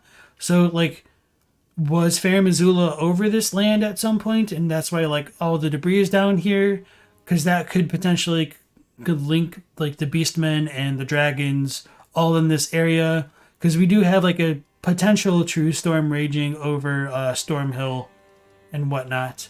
But that's pretty much the kind of justification in a nutshell of why to believe that like Stormveil could be older than the other stuff in like Lanedell. And then we also have, I think these designs appear in the Colosseums, but I need to double check. We've got like 2 like lions and some random like other designs. All right. So before I forget, I will go pick up the grape down here. And, oh, I guess we could show off that Hayata isn't there and pick up that side of Grace. So in the retail build of the game, you don't need to interact with Edgar at all in order to progress on Irina's quest. As soon as you talk to Irina once and then go to Liurnia, she will die and progress into Hayata. I guess there's no ghost here. I thought there'd still be a ghost. Alright. Shabibi grape. Stuffy asks, has anyone been reborn via Erdtree burial? Possible, but it wasn't always intended to be covered up. Yeah, that's kind of how I feel about it. But to answer the question about being reborn via Erdtree burial, there is a potential reason to believe in rebirth because the Mikola ghost in Castle Soul talks about give life to the soulless bones. But the Japanese for it is like grant rebirth to the soulless husk, or like the empty shell, essentially. So rebirth might be a thing.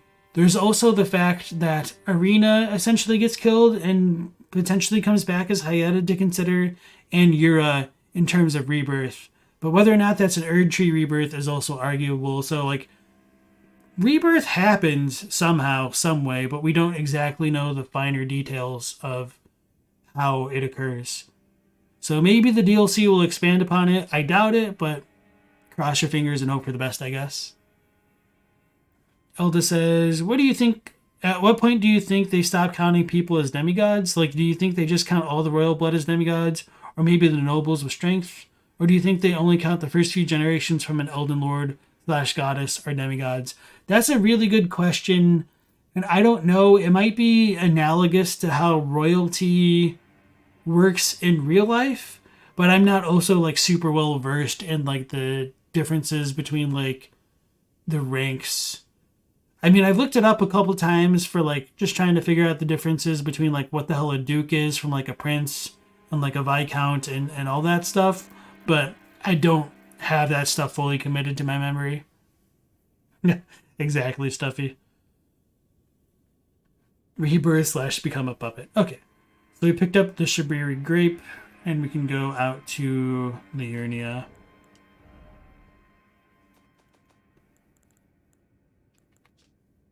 The eyeball of one wrought with chaos sickness. This eye was incapable of completely housing the chaos flame. It resembles a large ripened red grape, and if eaten with one's eyes closed, even tastes like a rare grape variety. So that's slightly different. Also, the chaos sickness is a little bit more ominous sounding, I guess. So, slight differences, not super insightful, but interesting nonetheless, I think.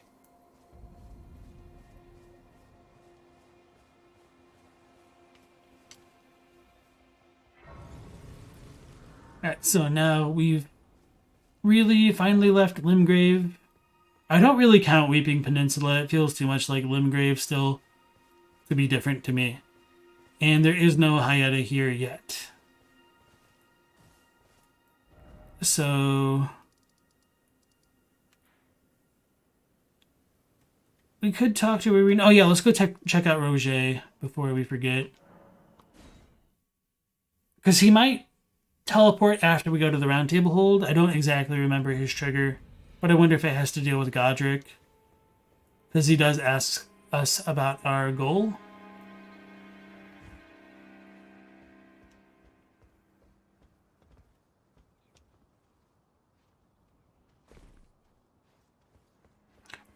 Wait, I should have just gone to see the corpse of Godwin. It's whatever. Like, Rogier will still be here, I think? No, he disappears.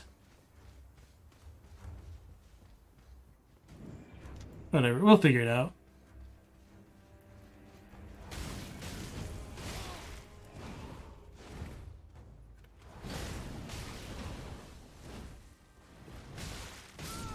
I was gonna say, if I die here with all these runes, that's kind of funny. Alright. Well, now I've got to go back that way to get my runes that I didn't spend. Because I am smart. Elda asks, if I prescribe to tarnished archaeologist's idea that people stop making babies by being in women are instead born of the Erdtree sap and immaculate miracles. I don't necessarily buy into it, but I don't think there's anything to fully discount it. And you really like the King in Yellow Hyetta reference. You like the original Ambrose Bierce story. It's from as well as the King in Yellow stories. It's also referenced in Demon Souls. What am I doing? I need to go get my runes. Go get the runes. Just run. Oh Lord, they coming.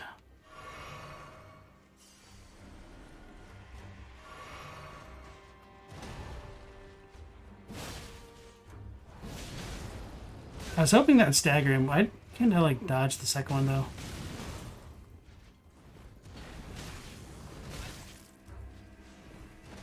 Oh, Lord.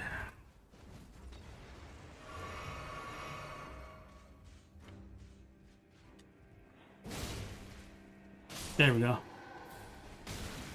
I'm just trying to make things as difficult for myself as possible, I guess. Right, Rogier isn't there anymore. That's a good sign. Damn it. I must have pissed off one of these commoners.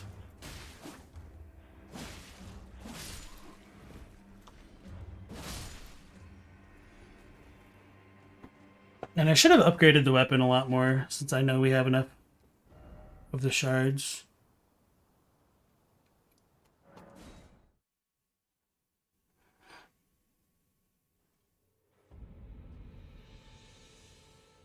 Hello, Puzzleheaded. Have I had any developing thoughts on the identity of the Stormlord since my last video on it?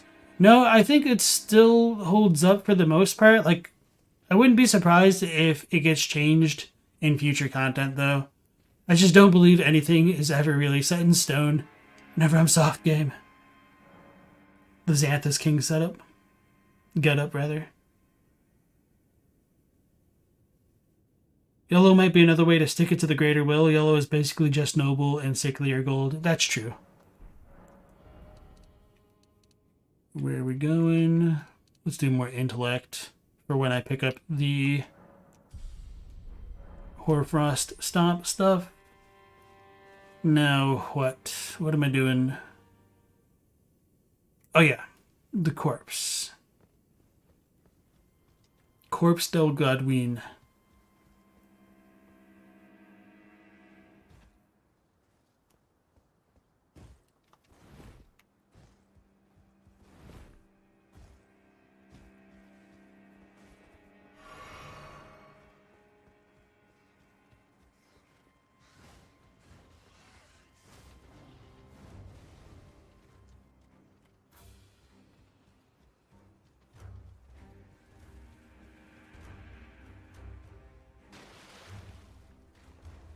Elda says, do I think the Great Runes come from the demigods? Or do I think the Great Runes from the demigods could represent some of the demigods already killed some of their brethren?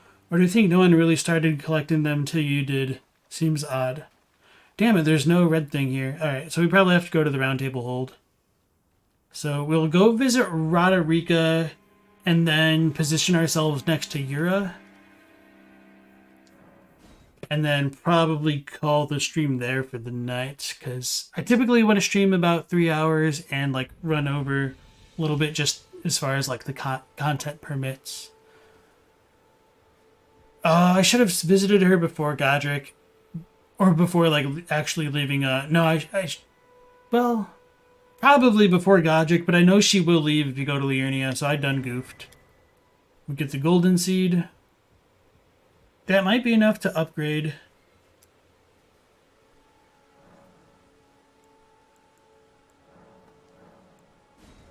Okay, sweet.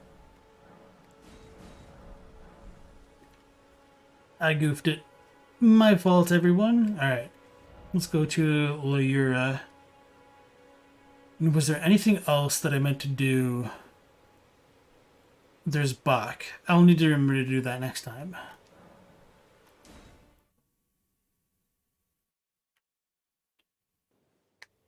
Alright, so to Eldegusto's question. Do I think the demigods already killed some of their brethren? I think it is possible because, like, Godfrey got thrown in prison, and there is talk of, like, demigods being hunted, and there being, like, more of a struggle for the runes. And there's also, like, all of the dead demigods in the mausoleums to consider as well. So I think it's a fairly strong possibility, all things considered. Oh, you think the runes grew as they killed each other? I do think that's a possibility as well. Yeah, and so it's weird that Gideon's like, oh, we're not going to welcome you into the Round Table Hold until you like get your hands on a Great Rune, if nobody else had gotten one. So I look at like the Tarnished going throughout their quests is kind of like equivalent to the old hunters in Bloodborne, where you can like summon cooperators with the beckoning bell, and they're just kind of like the protagonists of their own individual worlds, and they just kind of like overlap sometimes to get like summoned into different realms, kind of like many of the other FromSoft games and like Dark Souls and like Solaire and whatnot. Like Highlanders and taking each other's quickening. Yeah, that could also be a potential inspiration. Or Jet Li in The One. Don't be a fool. Turn back before it's too late. Alrighty, so I think this is as good a place as any to end the stream for tonight. We'll start off tomorrow fighting Egheel and or potentially summoning Yura for that fight. Just because it's different, I guess. We'll see Bach and then probably head down to the Weeping Peninsula to look at some of the other things that we haven't shown off yet. And I'm excited to show off some of those like differences down there in this version of the game. So for everyone who's tuned in throughout the stream, thank you very much, whether you've been lurking or commenting. Hopefully we'll see you on the next one, where we will be going live again tomorrow at 10 p.m. Eastern Standard Time, or I guess technically today, depending on your time zone. Either way, you all take care and have a good one, and hopefully we'll catch you on the next one. Last Protagonist out.